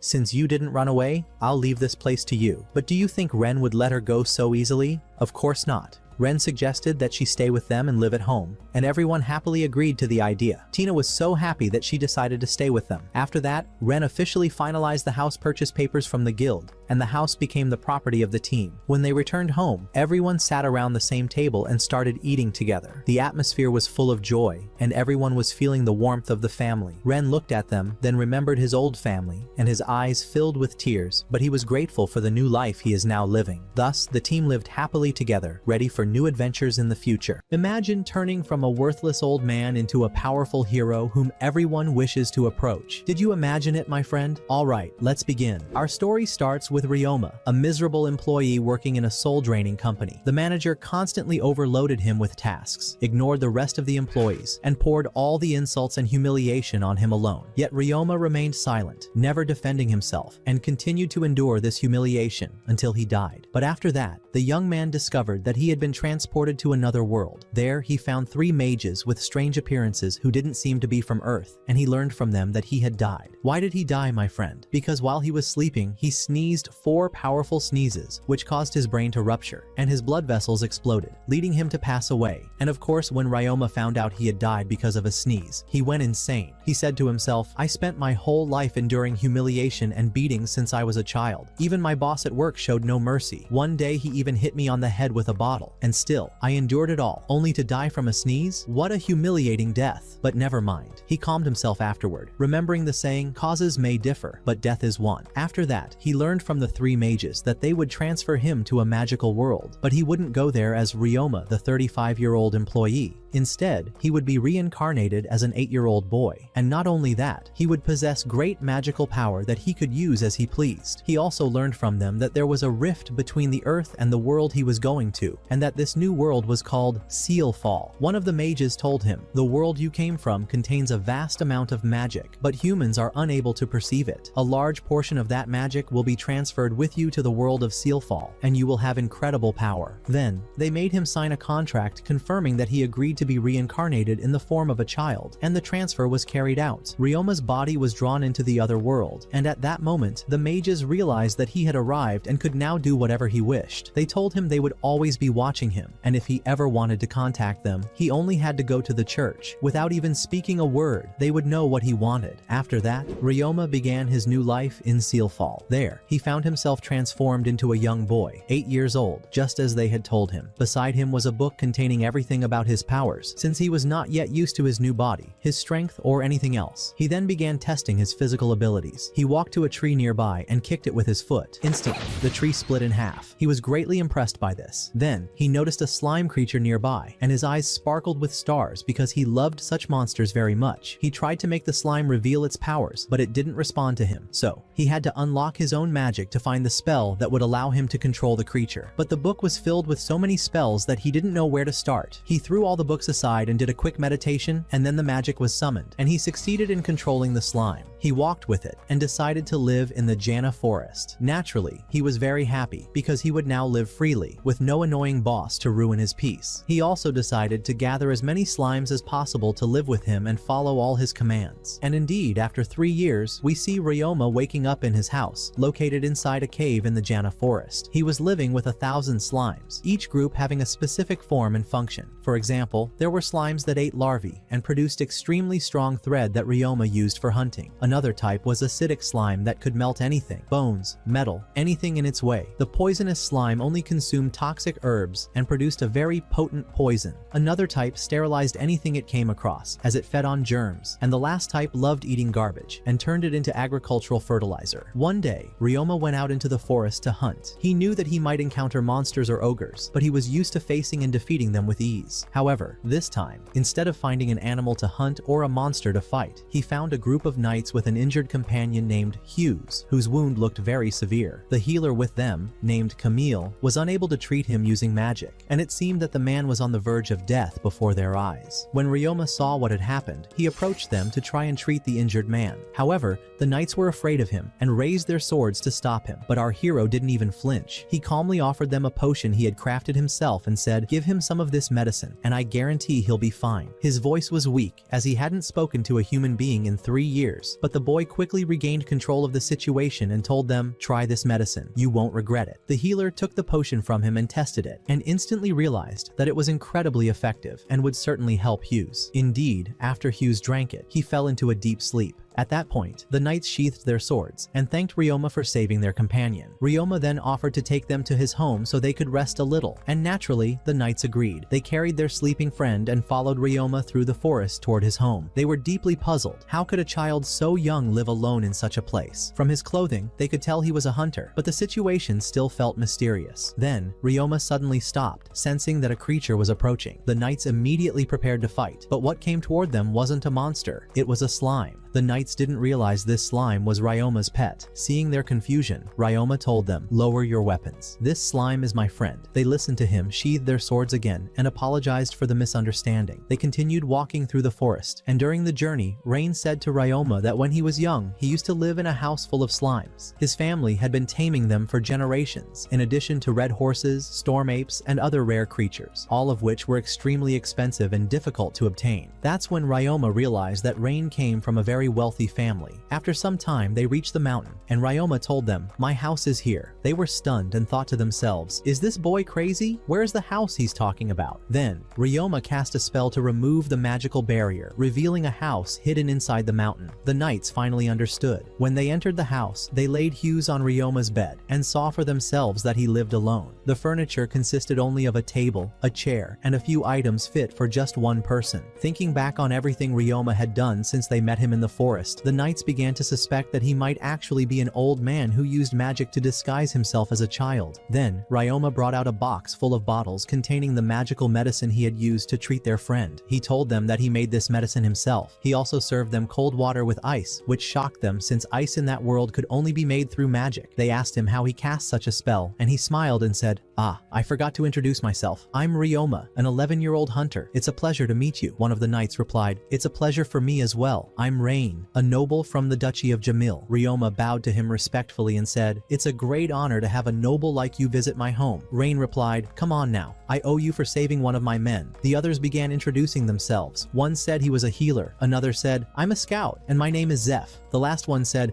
"I'm a knight, and my name is Gil. I apologize for pointing my sword at you earlier." Ryoma responded, "Oh, don't worry about it. It happens even in the finest of families." Then Rain explained what had happened. "While we were in the forest, we were attacked by bandits, but we managed to defeat them. After that, we encountered a massive black bear and killed it too. But before it died, it wounded Hughes, as you saw. When the horses saw the bear, they ran off." Rain then asked, "What would make a young boy like you, a hunter with knowledge of magic spells, live in this forest instead of a village? Why are you living alone here? Where are your family and relatives?" Ryoma replied, "The people in the village see me as a strange child, so I don't feel comfortable living there. By the way, I used to live with my grandfather and grandmother, but they passed away 3 years ago. Since then, I've been living here alone." At that point, the healer Camille brought out a magical crystal ball and explained that when someone touches it, it can detect whether they are a criminal or not. If the person is a criminal, the ball glows red. If not, it glows blue. It can also reveal the person's name, age, and combat abilities. Camille asked Ryoma to place his hand on the crystal. Ryoma felt trapped, but he had no choice but to comply to avoid suspicion. He placed his hand on the ball, and it glowed blue. However, Camille seemed surprised by something he saw. Ryoma asked him, "What did you see?" Camille replied, "Oh, nothing. It's just that you don't seem to have any combat skills." Ryoma said, "Don't worry, it's nothing. I'll go prepare dinner for you." He then left the room. Rain asked Camille, "What did you see in the crystal that shocked you like that?" Camille showed him what was written inside, that Ryoma was 11 years old, and that he had the ability to resist both physical and mental pain. Rain then said to his companions, "We can't leave him alone in this forest. I'm going back to the castle to tell my father Elise about Ryoma." Shortly after, Hughes had fully recovered. He thanked Ryoma for everything he had done for him, but when he started to show signs of fatigue again, Ryoma gave him a potion that smelled awful. Hughes refused to drink it, so Camille forced it down his throat. Once the potion took effect, Hughes returned to perfect health, even better than before. He then said to Ryoma, "You saved the life of the Duke's personal bodyguard. I'll never forget this favor. If you ever come to Joanna, you must visit me there." After that, they all said goodbye and left. A week later, Ryoma was surprised when the healer returned to his home, and this time, he was accompanied by a girl as beautiful as the moon, and she was the same age as Ryoma. At the beginning, everyone started introducing themselves. The first was the elderly man, Jamil, who turned out to be Rain's father, and also the former Duke of the Kingdom. Then Elise, Rain's wife, introduced herself and thanked Ryoma for what he had done for her husband and his knights. Ryoma replied politely, "I only did what anyone should." At that moment, Rain introduced his daughter, Elia. Ryoma's face turned red with embarrassment, as it was the first time he had ever seen a girl his age. Not knowing how to escape the awkward situation, he said, "I would have liked to host you properly, but my house is humble and may not be fitting." Jamil laughed and replied, "Don't say that. It's more than enough that we came without even giving you notice." Then Jamil noticed the slime surrounding Ryoma and said in amazement, "What in the world? I've never seen this many slimes before. How did you manage to tame them all?" Rain, also surprised, asked, "Have their numbers increased since the last time?" Ryoma responded, "Yes, they've multiplied. Each one has split into 2. Elia then asked, "Do they know their way to your home?" Ryoma replied, "Yes, I've trained them to memorize the route." Then Ryoma gave the slimes a command to expand. All the slimes gathered together and transformed into a single giant slime. Elia gasped and asked, "How did you do that?" Ryoma explained, "I can merge more than 100 slimes of the same type into one large slime, like what you're seeing now. It helps them enter the house quickly. Once inside, I return them to their normal size so the house can accommodate them." Everyone was astonished by Ryoma's skill in slime taming. Elise couldn't believe what she saw. She approached Ryoma and said, "How can you talk as if what you do is normal? You're a brilliant tamer and hunter. There's no one like you. That's why you must register your name with the Tamers Guild and share this genius discovery of yours." Ryoma replied, "I'll think about it later." Then he gave the slimes the command to return to their original size, and they did. Everyone then entered the house. At that moment, Rain presented Ryoma with a gift, a golden pocket watch, and said, "I noticed your home doesn't have a clock. Thought I'd bring you one that might be useful." Ryoma gratefully accepted the gift and thanked him with a smile. Then Elia said, "By the way, we didn't come just to bring you a watch. I come from one of the greatest tamer families in the kingdom, and I want to capture my first slime by myself, without help. Since you're an expert in slime taming, I'd like you to suggest the best place where slimes gather, so I can catch my very first one. Ryoma pointed to a small lake on a hand-drawn map of the forest and said, slimes usually gather here to drink. If you go to that spot, you'll definitely be able to catch one. Ilia replied, now I know the place, but I still haven't decided what kind of slime I want as my first pet. What do you recommend? I've never seen that white slime of yours before. What is it exactly? Ryoma said, those brown slimes you see eat trash and waste. They remove anything with a bad smell and turn it into compost, which I use for farming. Elia began writing down everything Ryoma said so she wouldn't forget. She told him this was the first time she had ever heard of this slime type. Then Ryoma picked up a white slime and said, this one is called a cleaning slime. It can clean and disinfect anything. He pulled out a cloth and told her, this cloth was from a fight I had with a goblin in the forest. I defeated it. He then handed the cloth to the slime, and within moments, the slime cleaned it until it looked brand new, better than any washing machine in the world. To prove that cleaning slimes don't eat flesh unless ordered to, Ryoma dipped his hand inside it and nothing happened. With excitement, Elia said, I've decided. My first slime will be this cute white cleaning slime, and I want you to teach me how to catch one. Ryoma's face turned red again and he said, I can't teach a girl like you how to catch a slime. It was clear he was shy and reluctant, but all the men in the house gathered around him. When he explained how to catch a cleaning slime, their faces also turned red, except for Hughes, who said, leave this mission to us, gentlemen. Then he turned to Elia and the other women and said, it's really simple. Cleaning slimes love bath water. All you have to do, Elia, is take a bath, collect the used water, go to the lake, and pour it there. The cleaning slime will come straight to you and you'll be able to tame it. At that moment, Hughes received a strong punch to the face, but Elia followed his instructions, went out, and successfully caught her first slime. By the end of the day, she returned holding her new slime with a bright smile. Everyone congratulated her on the achievement. That's when Ryoma recalled the day he caught his very first slime. He remembered how happy he was with it, so much so that he named it Tabut, after his dearest friend. Then Elise asked Ryoma, what do you plan to do next? He answered, I haven't decided yet. I might keep living here in the forest, or maybe I'll travel to another city. Depends on my mood. Rain said to him, how about joining us on our journey to the city? And if you ever wish to return here, you can do so whenever you like. Noticing Ryoma's hesitation, Elia said, by the way, this is my first journey too. I was very scared, and I still am. But because I agreed to join this trip, I've been through many adventures. I've learned a lot, and there's still so much more to learn. I'm sure we'll come across many things on the road that will teach us even more. Convinced by her words, Ryoma replied, well then, if that's the case, I'll go with you. Rain smiled and said, gather all your belongings and give them to Sebas, my steward. He'll store them in the magic chest. But Ryoma chuckled and replied, come now, Duke. Have you forgotten I'm a magician? I'll store my things myself. Rain was surprised. How is that possible? No magician can use a magic chest unless he's grown older, studied all forms of magic, and reached a high level. At that moment, Elise's eyes lit up with excitement. If you want to learn any new spells, she said to Ryoma, just tell me, and I'll share all my magical knowledge with you. Before Ryoma could answer, Elia added eagerly, say yes, we'll learn together. He smiled and said, if we're learning together, then of course I'll accept. He then left to gather his belongings, placing everything neatly into his own magical chest until the house was completely emptied. After that, they all stepped outside, and Ryoma sealed the house using the protection barrier spell. Sebas summoned 2 large magical carriages pulled by horses. They split into 2 groups, Ryoma, Elia, her mother and father, along with Sebas in one carriage, while Rain and the others rode in the second. As the journey began, Elia turned to Ryoma and asked, tell me, Prince, can you really control the elements of fire, water, earth, and air? Ryoma answered calmly, of course, my grandmother taught me all types of magic. Rain was shocked. You mean you can use barrier magic, taming magic, and all 4 elemental types? That's insane. People like you are extremely rare and hold high status among magicians, Ryoma responded. And what would you say if I told you I also practice healing magic and alchemy? Jamil immediately warned him. Alchemy? That's an incredibly rare form of magic. Only a handful of mages can use it, and most who do are dark mages. Don't let its power tempt you into doing something reckless. Ryoma replied confidently,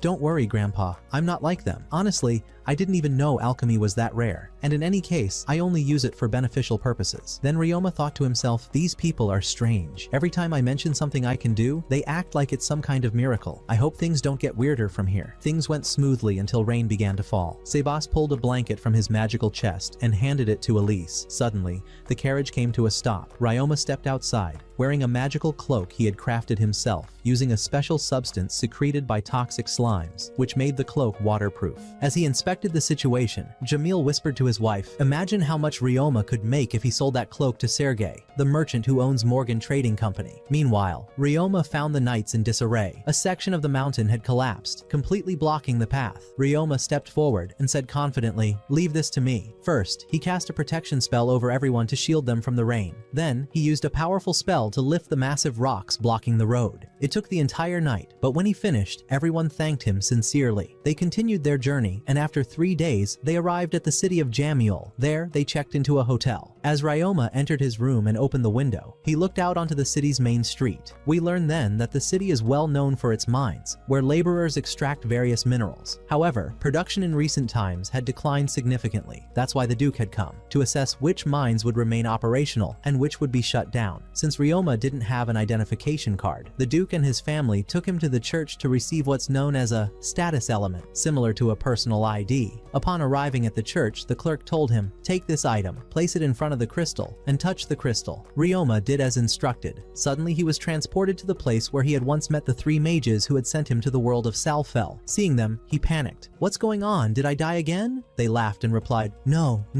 you're not dead. We just missed you and thought we'd check in." Then they added, "We're really impressed with your progress in this world, especially your house in the forest. But the best part? The bathroom is always spotless." Ryoma chuckled. "Well, I can't take credit for that. All thanks goes to the cleaning slime." They then revealed a surprising truth. There never was a cleaning slime, or even a garbage-eating slime. You created those species yourself, evolving them from other slime types. But that wasn't the only surprise. Ryoma learned that many other humans had been transported to the world of Salfel, some of whom had become members of noble families. For example, there was a woman highly skilled in magic who established a school for training in spellcasting and monster taming. She eventually met one of the Duke's ancestors, fell in love, and married him. That's how Elia inherited her magical abilities from her Earthborn grandmother. Ryoma was overwhelmed with joy to discover that Elia also had roots in the earthly world. When one of the mages saw the joy in Ryoma's eyes, he thought to himself, "Let me ruin this moment for him a little." Then suddenly threw him a remark saying, "There was another person before you who was transported from Earth to our world, but he used the magical power we granted him for evil. However, he eventually managed to control himself and return to the path of good magic." Then the mage added, addressing Ryoma, "Be very careful. The magical energy you possess will attract leaders from both the good and evil realms of magic. Stay vigilant." Ryoma confidently replied, "Don't worry about me. I'll know how to keep them in check." After that,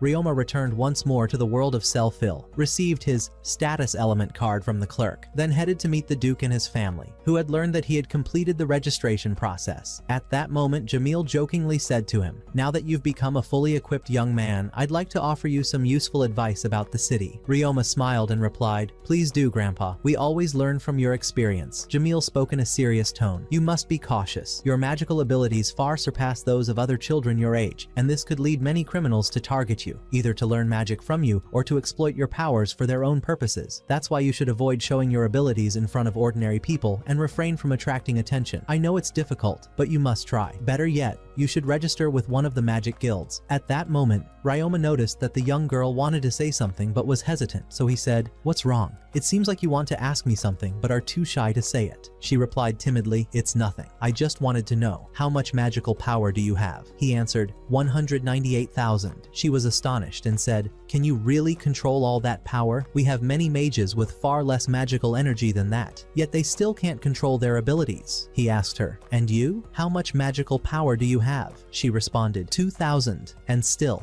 I can't control it. He gently said, "That's all right. It's simple. Practice using it again and again, and you'll gradually gain control." She was impressed by the idea and asked, "Where did you get that idea from?" He replied playfully, "That's the difference in abilities, my dear." After that, they went to the Magic Guild, but the guild refused to accept Ryoma, as joining required summoning and controlling a magical beast. Ryoma, however, always had his beasts with him and never needed to summon them. So the Duke and his companions took him to the Adventurers Guild, where the guild master himself conducted Ryoma's test. The first test involved hitting stationary targets with arrows, and Ryoma succeeded with a single hit for each target. The guild master said, "Excellent, now let's make it harder with moving targets." But that didn't faze Ryoma, as he struck every moving target with incredible precision. Then came the final test, where the master threw a dagger dagger at him to test his reaction. Ryoma not only caught the dagger with his hand, but also threw it back at the master using a magical spell to summon a weapon and attacked him with it. The master laughed and said, "I was just testing you, kid. You passed with flying colors, all 3 tests." Afterward, the guildmaster handed him the Adventurers Guild membership card, categorizing him as a G-rank adventurer, the lowest rank. He said, "I'll have you start from the bottom of the ladder, so the other adventurers won't grow envious of you." Ryoma replied, "All right, no problem." Ryoma received his first mission, which was to clean houses and bathrooms. The next day, he went to his first assignment. When he knocked on the door, a well-groomed cat opened it. Her name was Maya, and she belonged to a race known as the Beastkin. This was Ryoma's first time seeing a cat. As soon as the door opened, a foul odor wafted from inside, making it hard for Ryoma to breathe, unlike the trash slimes, who leaped into the box, eager to devour the garbage scattered everywhere. Ryoma then discovered that Maya's house was next to the waste area, and the shared wall had partially collapsed, allowing the trash to invade her home. No one had agreed to clean her house because of how much filth had accumulated, and she had lost all hope that someone would help her. So when Ryoma told her he would clean it, she couldn't believe it, and burst into tears of joy. Then Ryoma opened the slime box and said, "Let's get to work." They started with the dump site, where the slimes consumed all the garbage. Then Ryoma used the water control spell and thoroughly washed the place. After that, they moved to Maya's home. The trash slimes repeated their task with dedication. A gap in the damaged wall became visible. Ryoma called on the sticky slime to assist him, then used the stone spell to realign and attach the stones. After finishing the repair, he disinfected the area and finally handed Maya back her home, now clean and restored. She wept again from happiness,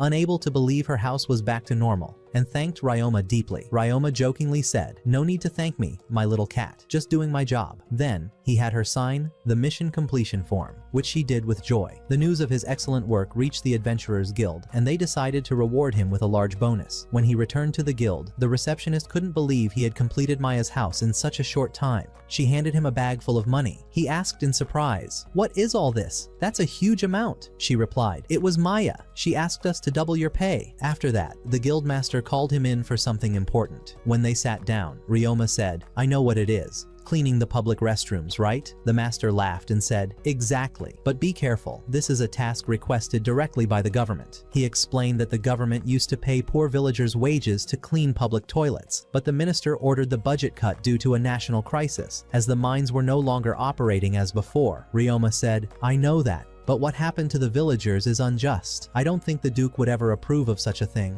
I'll report it to him myself." When he returned to the palace, he informed them of what had happened. The Duke grew furious and said, "How could this happen? There must be theft going on inside the ministry. I never stopped paying the wages of the villagers who clean the public toilets. The full payments are still being issued. An immediate investigation must be launched so we can catch that corrupt minister." He then asked Ryoma to temporarily take on the task of cleaning the public toilets until the issue could be resolved. Ryoma agreed, of course. Afterward, the young man went to the public restroom area, and as soon as he opened the door to the first bathroom, he was struck by a horrible stench. He and the slimes immediately began cleaning. Since the slimes consumed a large amount of waste, each one split into 2, which helped Ryoma complete the job much faster. However, Ryoma was shocked to discover the presence of toxic gases inside the public toilets. He quickly reported this to the Duke and his family. They were all deeply worried about him, but he reassured them, saying, "My body is immune to all kinds of poisons, so there's no danger to me. But if the villagers come near these toilets, they could die just from inhaling the fumes. That's why we need guards to protect the area during the cleaning process." The Duke then assigned a group of adventurers to accompany Ryoma and guard the restrooms during his work.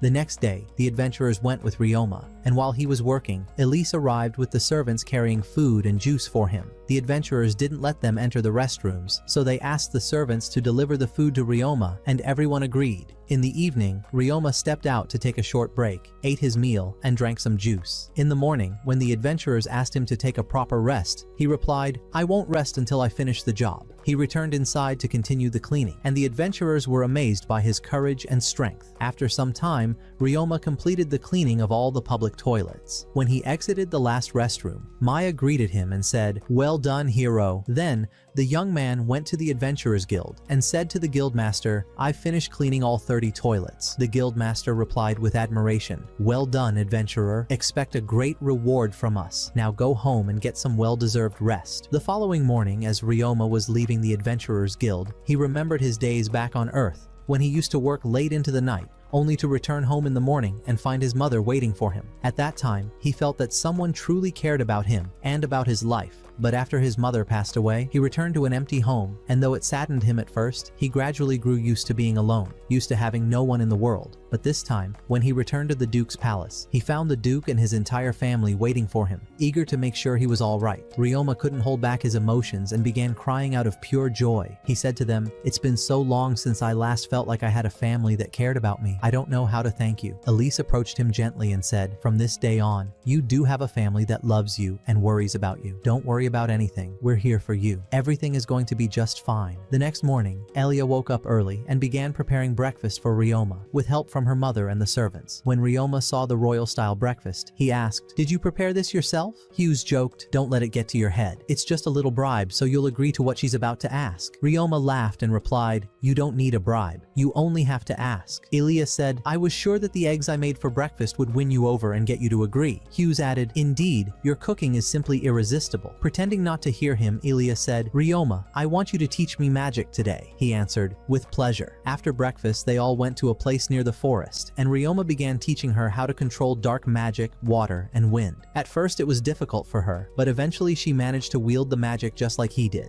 Then the healer turned to Ryoma and asked, "Tell me, how do you use magic in combat?" Ryoma replied, "I'm not very skilled in that area." The healer then wanted to demonstrate, so he cast a flame arrow spell and shot it at a nearby mountain, breaking off a piece of it. Ryoma then used his own flame arrow and shattered a much larger portion of the mountain. The healer laughed in surprise and said, all right, you've surpassed me. Come on, let me teach you more." He then began showing Ryoma how to use water, wind, fire, and ice magic all at once in battle. And as expected, the student quickly outshone his teacher. Then, Seba stepped forward and said, "Now it's my turn. I'm going to teach you spatial magic." He continued, "Spatial magic, my friend, allows a magician to teleport from one place to another in less than a second." Ryoma replied, "Oh, come on!" And suddenly, he vanished from where he stood and reappeared in a nearby spot with incredible speed. Sebas said in amazement, "Excellent! Now I want you to teleport all the way to that distant mountain." Ryoma asked, "How do I do that?" Sebas replied, "It's simple. Just focus on the exact point you want to move to. It's easier than you think." Ryoma followed the instructions and successfully teleported to the top of the mountain in seconds. At that same moment, Sebas appeared beside him and said, "Well done, hero. You learned that incredibly fast. Now I'll teach you how to use spatial magic to teleport living beings from one place to another." At that moment, Sebas used spatial magic to open a portal capable of transferring living beings from one place to another. He then began teaching Ryoma how to open such a portal himself. Ryoma kept trying over and over until he finally succeeded, and he felt overwhelming joy. This spatial rift would allow him to transport slimes from place to place without having to pack them into boxes and carry them on his back. The next day, Ryoma had a monster combat lesson. He headed to the entrance of a well-known mine along with Elia and the knights to begin the training. Elia appeared slightly nervous, as it was her first time fighting real monsters. The Duke and her grandfather encouraged and reassured her. They all entered the mine, and after walking a short distance inside,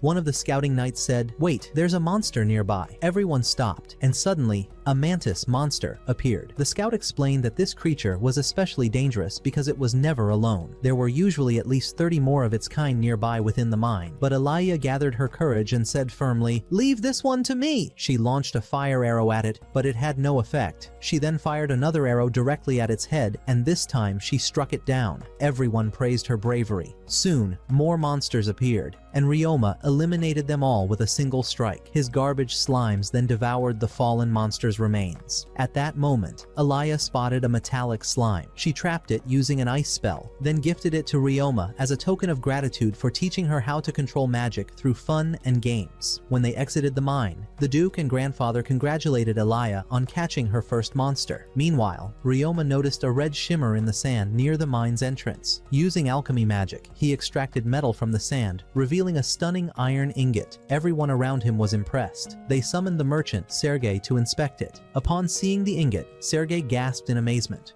"My goodness, I've never seen an ingot this beautiful before. The one who made this must be an extremely skilled alchemist." Jamil responded with a smile. "Indeed, it was Ryoma, the young man standing right in front of you." Sergei said, "I'd like to buy it. Name your price." Jamil replied warmly, "We agree to sell it, and all proceeds will go to Ryoma. We don't need the money." Ryoma could hardly believe it. He was overjoyed. Then the Duke turned to Sergei and warned, "Don't tell anyone that the alchemist who crafted this ingot is an 11-year-old boy. Someone might try to kidnap him." Sergei nodded quickly and said, "You have my word." The next day, Ryoma attended a meeting with the head of the Adventurers Guild and several members. The guildmaster informed them that all individuals who had stolen from the national treasury had been fired and arrested. He then explained their next mission: to track and eliminate the monsters within the northern mine. He reassured them that the creatures were relatively small, but warned there might be unexpected threats inside, so they should remain alert. Before heading out, Ryoma brought poison and acid close to the metallic slime to test its reactions. The slime was visibly terrified. Being made of metal, it was especially vulnerable to acid and toxins. Ryoma gently picked it up and comforted it, later playing ball with Alaya using the slime as a toy. Then they heard the adventurers calling Ryoma for the monster hunt. He joined them and headed to the mine, where they were greeted by the guildmaster and his secretary. The secretary said, "The monsters you're likely to encounter inside are either mantises, bats, or rats." The guildmaster added, "These are simple beasts and can be defeated easily, but beware. They usually appear in groups. Still, I'm confident that as brave adventurers, you'll succeed." The group ventured into the mine. After a short walk, one of the adventurers turned to Ryoma jokingly and said, "You've been promoted to rank F in just 2 days." Ryoma laughed and replied, "Do you think cleaning 30 toilets was easy? That nearly broke me." The adventurer replied, "Then go slay some monsters too. You might get another promotion." Just then, the cat-eared adventurer interrupted and asked Ryoma, "By the way, how many slimes do you have under your control?" Ryoma replied calmly, "Not that many, just 4,310. The cat girl was shocked. "How in the world do you control that many?" He answered confidently, "It's simple. I've gotten used to handling all of them." Another adventurer asked, "Can you actually fight?" Ryoma grinned and said, "Of course. I fight with bows, arrows, daggers, my fists, and all kinds of magic spells. There's nothing I can't handle." The girl chuckled and said, "Nice. Looks like we'll be relying on you a lot, especially for the offense. None of us are really good at it." He smiled and replied, "Just say the word. I'm ready." Suddenly, more mantis monsters appeared,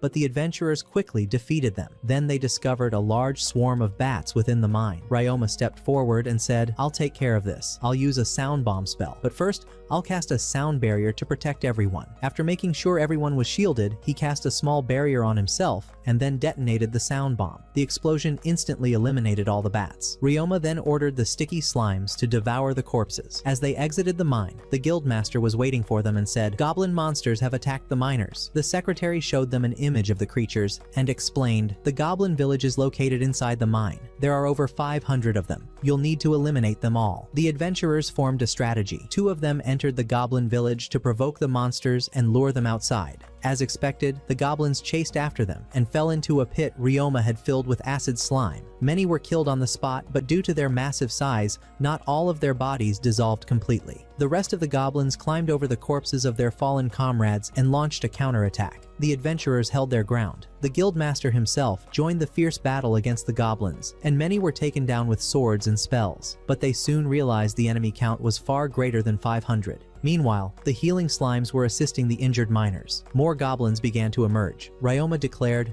"There's no other way now." He used spatial magic to summon a large number of slimes into the mine and ordered them to attack the goblins. The adventurers fought alongside them, cutting down more monsters. Finally, Ryoma decided to use the sound bomb again. He cast sound barriers to protect everyone, shielded himself, and unleashed the bomb. The explosion paralyzed the goblins, making it easy for the slimes to finish them off completely. And then, my friend, the Goblin King appeared, coming to wipe them all out. But do you think Ryoma would just stand by and do nothing? Never. He immediately commanded all the slimes to attack, and sure enough, they managed to bring him down. With that, Ryoma, the slimes, and the adventurers had successfully defeated 2,000 goblins in total. After the battle, Ryoma asked the cleaning slimes to clean the adventurers and their clothes, which were almost discarded due to how filthy they had become. At that moment, Maya said to him, "Ryoma, if you opened a laundry shop, you'd become a millionaire for sure." The idea resonated with Ryoma. When they exited the cave, the villagers thanked Ryoma, as the healing slime had saved the workers who had been attacked by the goblins, and everything returned to normal. After the adventurers returned to the Duke's mansion, Ryoma had already made up his mind to leave and become independent. He met with the Duke and his family, told them everything that happened during the mission, and thanked them for all they had done for him. Then he said, "I've decided to part ways with you and live independently." Eliaya was visibly moved and asked, "Why do you want to leave us? Did someone upset you?" He replied, "No, not at all, but I've come to rely on you for everything. I feel like a spoiled child." That's why I want to stand on my own. The Duke responded, we knew this day would come. We were just waiting for you to take this step. Eliaya added, I never imagined Ryoma would ever leave us. Her mother said to her, just as you're leaving to attend the Magic Academy and learn on your own, he too must take this journey for himself. Then the grandfather said with a smile, we agree to let you go, but on one condition. You must write us a letter every day to let us know how you're doing. The Duke added, and you must come visit us from time to time so we can see you again. Elise said, don't ever hesitate to ask us for help, no matter what. Also, you must continue living in this inn. It's ours, and your stay will always be free. Then Eliaya said, I have two conditions. First, we must meet again after 3 years. That's when I'll have my first break from the academy. Second,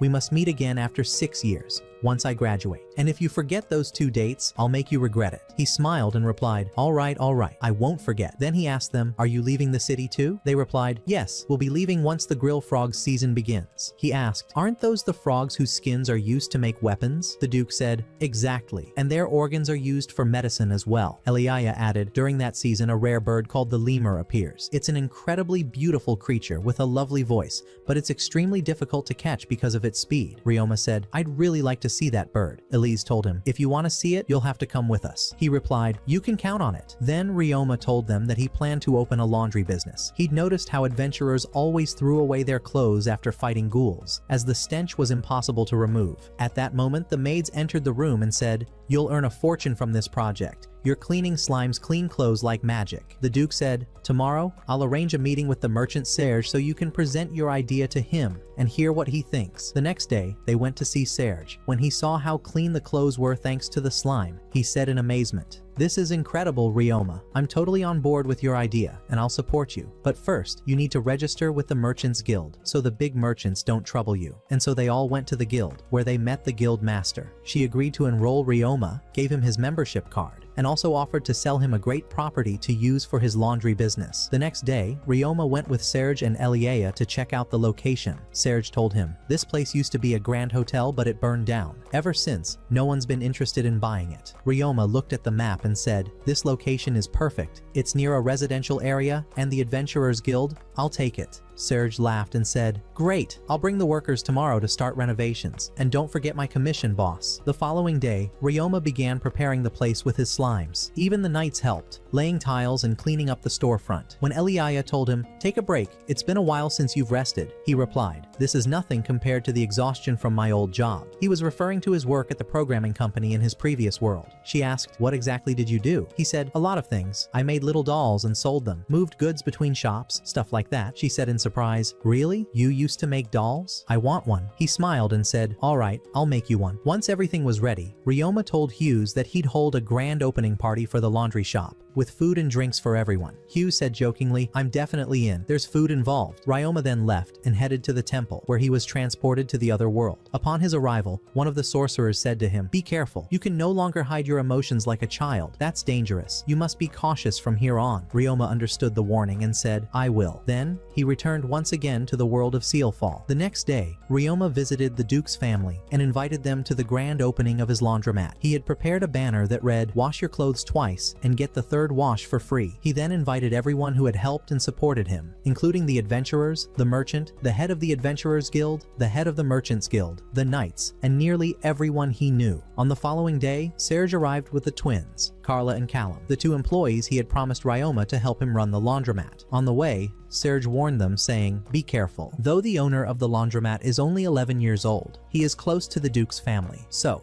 if you make any mistake with him, the consequences will be dire for all of us. At that same moment, Ryoma was with Elia and Arone, preparing food and drinks for the guests. Once they finished, Serge arrived with the new employees. Ryoma welcomed them warmly, and when Serge introduced them, he said, these twins worked with me at one of my company's branches. Carla was the branch manager, and Callum served as her deputy. Ryoma greeted them and introduced himself, then began explaining how the laundromat operated. He showed them the bags customers would purchase to put their laundry in, then pointed to a special window where the laundry would be thrown down to the room below, where the cleaning slimes resided. He took them there and demonstrated how the slimes washed the clothes. Afterward, the metal slime would receive the garments and iron them, followed by the adhesive slime, which arranged them neatly in their designated places. Everything was meticulously organized. He then took them upstairs and informed them that the upper floor was restricted to staff only, He showed them the manager's office, the guest reception room, the kitchen, and all the essential facilities. Afterward, he guided them to the workers' quarters and told them, "You may choose any 2 rooms, as you are currently the only employees." As the guests began to arrive, the staff started serving the food and drinks, and everyone was cheerful and delighted. Ryoma approached the Duke and said, "Of course, this food isn't as luxurious as what you're used to at your banquets, but it's the best we could offer." The Duke laughed and replied, "Don't remind me. Banquet food always upsets my stomach. Your food here is perfect for me." When the party ended, the servants and staff began tidying and cleaning the laundromat. During this time, Carla and her brother spoke to Ryoma in a formal manner, which he didn't like. He said, "Do you think I'm related to the Duke or something?" Carla answered, "Yes." He smiled and replied, "I'm not. You can treat me casually. And by the way, if you're not happy with the job, you're free to leave. I won't be upset." But the twins responded in unison, "We want to work with you." Carla added, "When we heard you were only 11, we thought you were just a child who couldn't manage a business. But seeing you here, we realized you are truly capable, and it would be an honor to work with you, boss." The next day, Ryoma wasn't feeling very optimistic. He told the employees, "I know we won't get many customers at first, so I'll go to the Adventurers Guild while you take care of the laundromat." When he arrived at the guild, he found that his friends had created a poster advertising the laundromat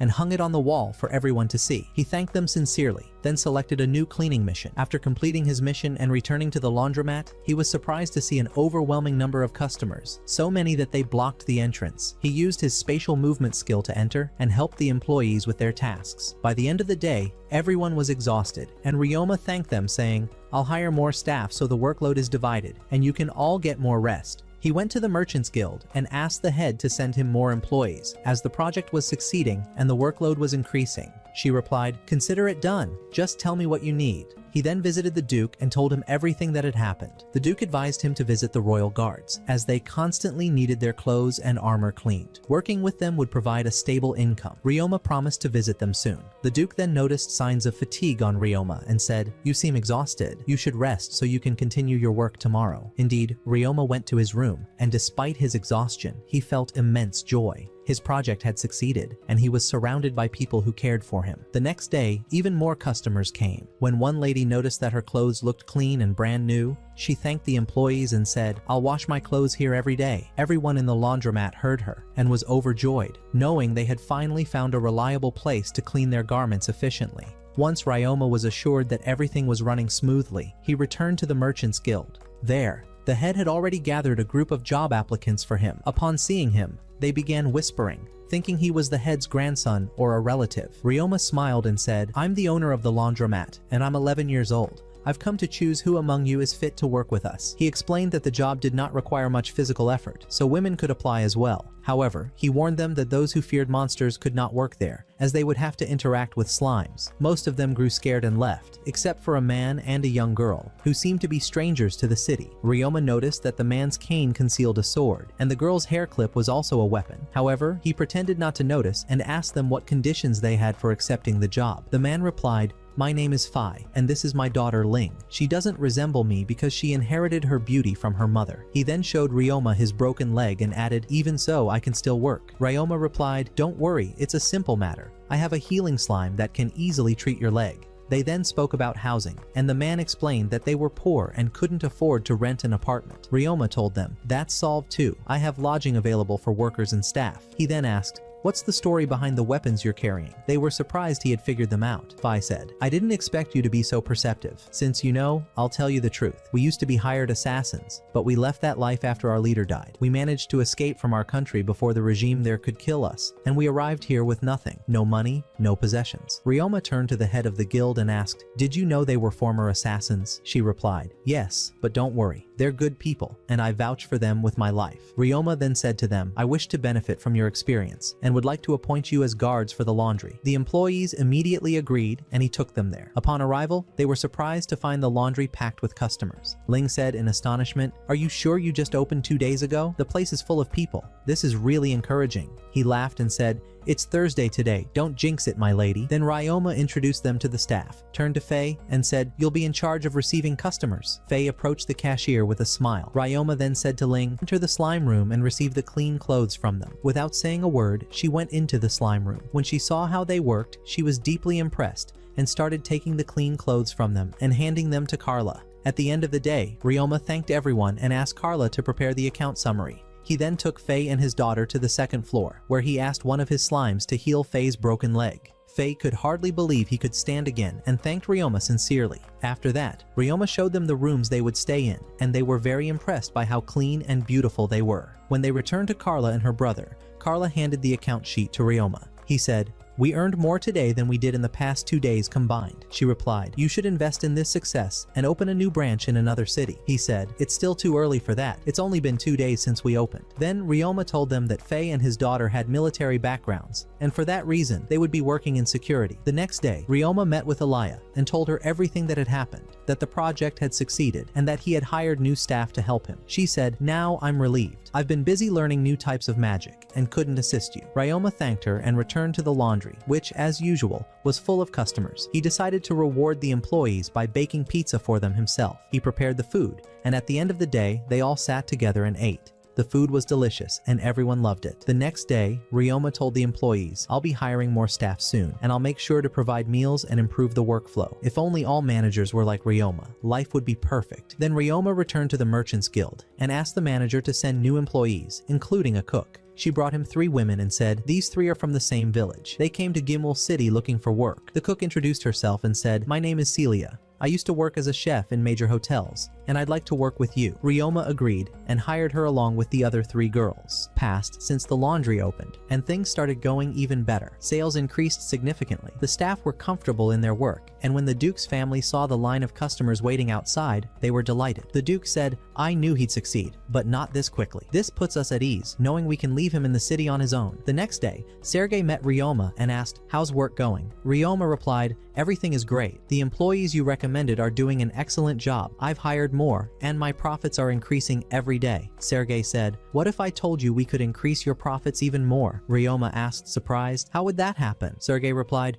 "You already supply our company with metal ingots and sticky slime threads that adventurers use. Now we want you to also supply us with waterproof fabric. As you know, the frog hunting season is near, and adventurers will be heading to the swamps. They'll need waterproof cloth." He continued, "We need large quantities. You'll profit, and so will the company." Ryoma said, "All right then, deal." That same night, Aaliyah was with Ryoma and learned that he was producing the waterproof fabric in an abandoned cave. She said, "I'll come with you tomorrow." The next day, Ryoma was working in the cave, and the sticky slime was doing the job. Aaliyah said, "I came with you today to practice the violin." Ryoma was surprised and said, "I didn't know you played music." She replied, "The birds I want to tame communicate through melodies, so I'm training to attract them and form a taming contract." When she began playing, Ryoma and the slime were captivated by her music. When she finished, he said, "How about I make you that doll I promised?" She happily replied, "Of course, I'd love that." Ryoma then used his stone-shattering magic and sculpted a beautiful doll from stone that resembled Aaliyah. She was deeply moved and thanked him. The next day, Ryoma made dolls resembling each member of the Duke's family. When they saw them, they were amazed. The Duke said to Alaya, "Take these figurines with you to school, so you won't feel lonely." She agreed happily, then said to Ryoma, "Can you make a doll that looks like you?" He said, "Of course, I'll make one for you." Time passed quickly, and work in the laundry was running like clockwork. Ryoma continued visiting the cave, producing large amounts of waterproof cloth. At the same time, he trained with the slimes in combat. When he returned to the laundry, he discovered that sales had tripled because they had secured many cleaning contracts from blacksmiths, miners, and carpenters. He thanked the employees because they were the reason for the increased income. Then he remembered that he hadn't given them any days off, so he said to them, "Choose. Either we close the laundry 1 day a week and everyone gets a break, or each of you gets a day off separately." The employees were touched by his words. None of them had ever worked for someone who cared about them,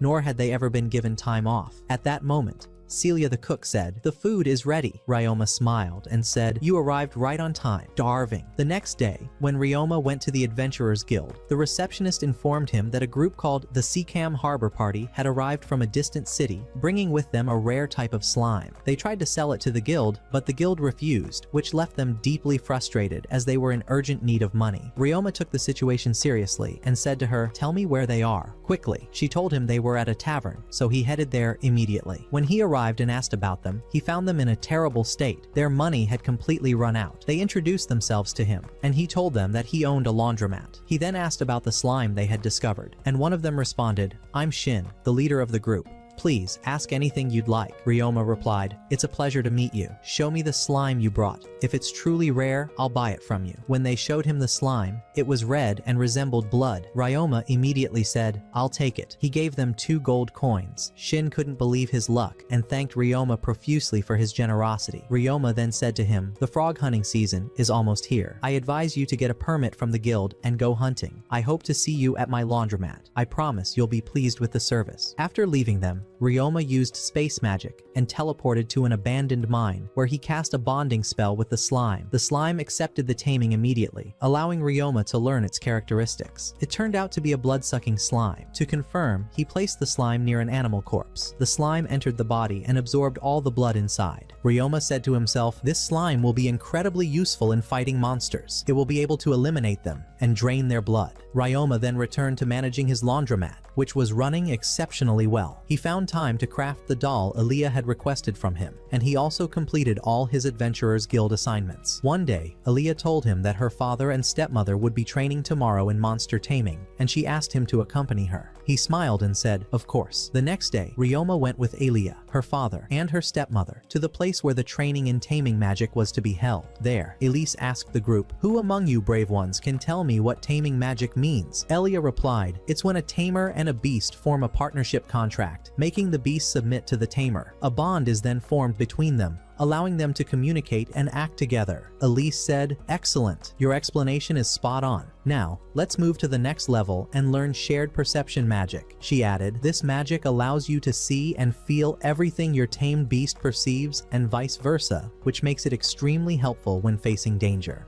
Reinhardt commented, this type of magic isn't something just any tamer can use. It requires great experience. After that, Elise presented them with 2 bird-like creatures and said, today you will practice shared perception magic with these birds. Indeed, both participants began to communicate with the birds, and the birds agreed to form a bond and be controlled. Elise said, I want you to focus on the bond between you and the birds, to see what they see. As usual, Ryoma succeeded on the first try and was able to view everything from the bird's perspective. Afterward, they sat down to rest and drink tea. The Duke said to Ryoma, I thought this kind of magic would be difficult for you, but it seems nothing stands in your way. Elise added, Ryoma still has much to learn. She then told him that she was a tamer, capable of summoning her personal beast, and indeed, within moments, a giant white wolf appeared and sat at her feet. At first, Ryoma thought it was going to attack her and was ready to intervene, but Elise reassured him and said, this wolf is called Laruk Fenrir, and he poses no threat. Ryoma said, I thought Laruk Fenrir beasts were just legends, not real. She answered, they're no myth. They are larger than regular wolves, resemble them in shape,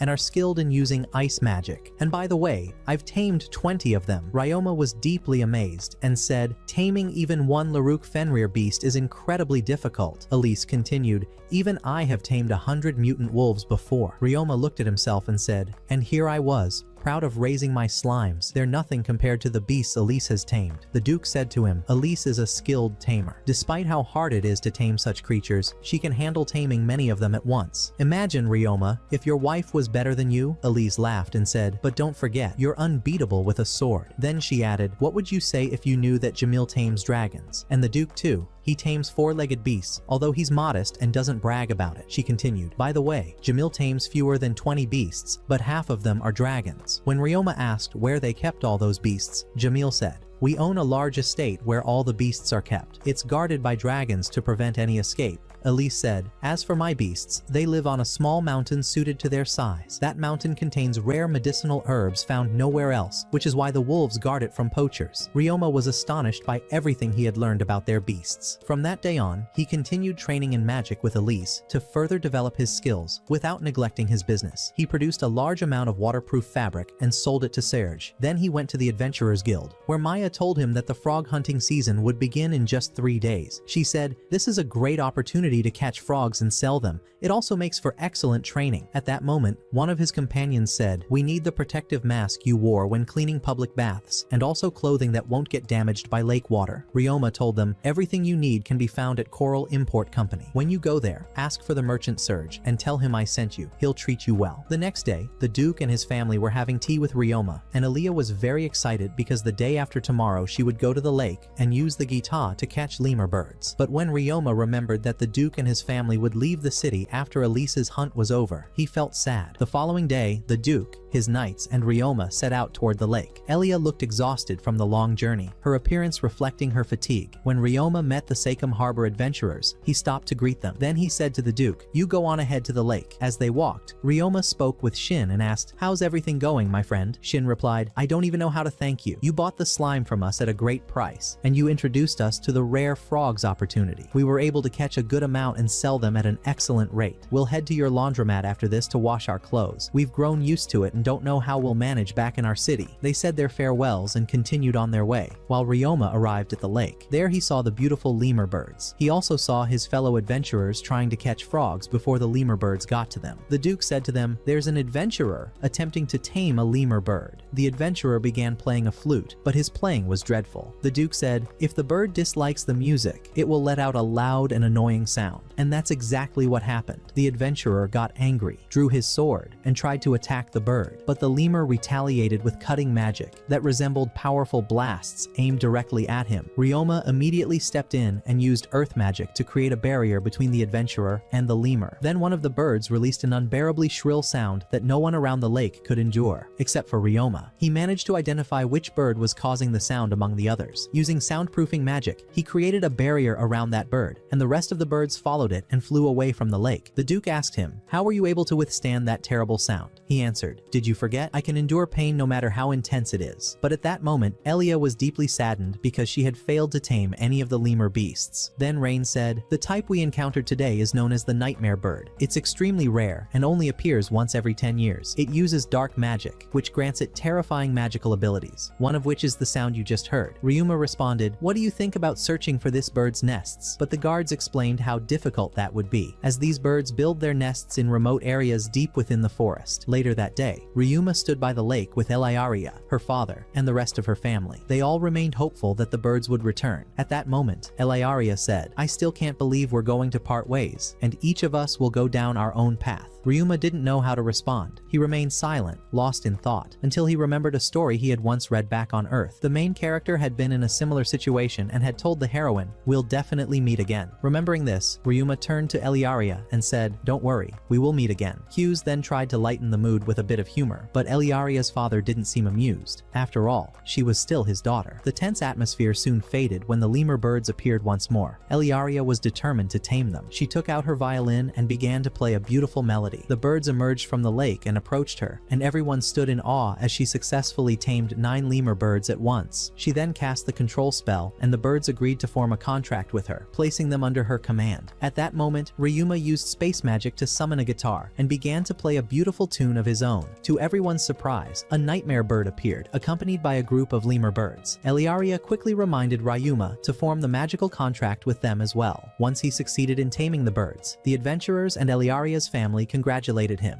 Taming lemur birds was notoriously difficult, but Ryuma's talent had allowed him to control a large number of them. Then Eliaria noticed that one of the birds she had tamed looked slightly different from the others. It turned out to be a rare, evolved subspecies called a spectral lemur bird, capable of using white magic, the most powerful form of magic. When they returned home, a large celebration was held to honor Eliaria for taming her first magical creature. It was also a farewell party for Ryuma, as her family would be leaving the city the following day. Eliaria was deeply saddened by the thought of parting from Ryuma. She told him, "I never really had any friends. All the children around me were always afraid to get close, either because of my family's status or because of my magical powers." She continued, "When I was 5, I was playing with an older boy. At the time, I hadn't yet learned how to control my magic, and I accidentally froze him. My parents stepped in quickly and apologized to his family, and they accepted the apology. But the boy went and told all the other children that I did it on purpose. From that day on, they all feared me. No one ever tried to become my friend again." After she finished her story, she noticed a look of concern on Ryuma's face and asked, "Are you afraid of me too?" He replied, "I could never be afraid of you." She smiled and said, "And I'm not afraid of you either. That's why I want you to have this." She pulled out an elegant box. Inside, Ryuma found a pendant with a deep red ruby. "My mother gave it to me as a gift for my 10th birthday," she said. Ryuma hesitated, "But this pendant is incredibly valuable and rare. I can't accept it." But she insisted, "I want you to keep it until we meet again. Friends give each other gifts when they part ways, so they can remember one another. I want you to remember me through this." Ryuma thought to himself, "Now I'm in a real dilemma. I have to give her something too." He looked around and, having no other options, offered her 2 slimes, one for cleaning and the other that feeds on garbage. "Remember me through them," he said with a soft smile. Eliaria laughed and teased. "All right, I'll think of you every time I see a garbage slime. How romantic." The next morning, everyone gathered to bid Ryuma farewell. They exchanged heartfelt goodbyes and promises. He promised Elise and the Duke that he would write to them regularly to let them know how he was doing. Then Eliaria told him, "Don't forget your promise. We'll meet again in 3 years, and once more in 6 years when I finish my studies. And if you forget, I'll punish you with something you won't be able to handle." She added, "My mother once punished my father for forgetting a promise between them, and I'm exactly like her in every way. So be careful." Ryuma nodded. "Don't worry, I won't forget." Since he still called her Miss, she said, "We're friends now. You should call me by my name, and from now on, I'll just call you Ryuma too. No more formalities." He agreed. "All right, it's a deal." Eliaria smiled, ran toward the carriage, and climbed in. Then she and her family left the city. As the carriage moved away, Eliaria couldn't hide her sorrow. One of the slimes handed her the flute she often played. As if asking her for one last tune, she took it gently and played a slow, sorrowful melody. Her tears flowed freely, and she made no attempt to stop them. Meanwhile, Ryuma decided to check in on his laundry business first, then head to the abandoned mines, where he planned to build a new home. He had made up his mind to leave the inn he had been staying in. He told himself, "I can't waste a single moment. I need to keep learning and improving, just like I promised Eliaria, the Duke, and their family." And with that, the story of our anime comes to an end. If you enjoyed it, let us know in the comments, and don't forget to like and subscribe. See you next time.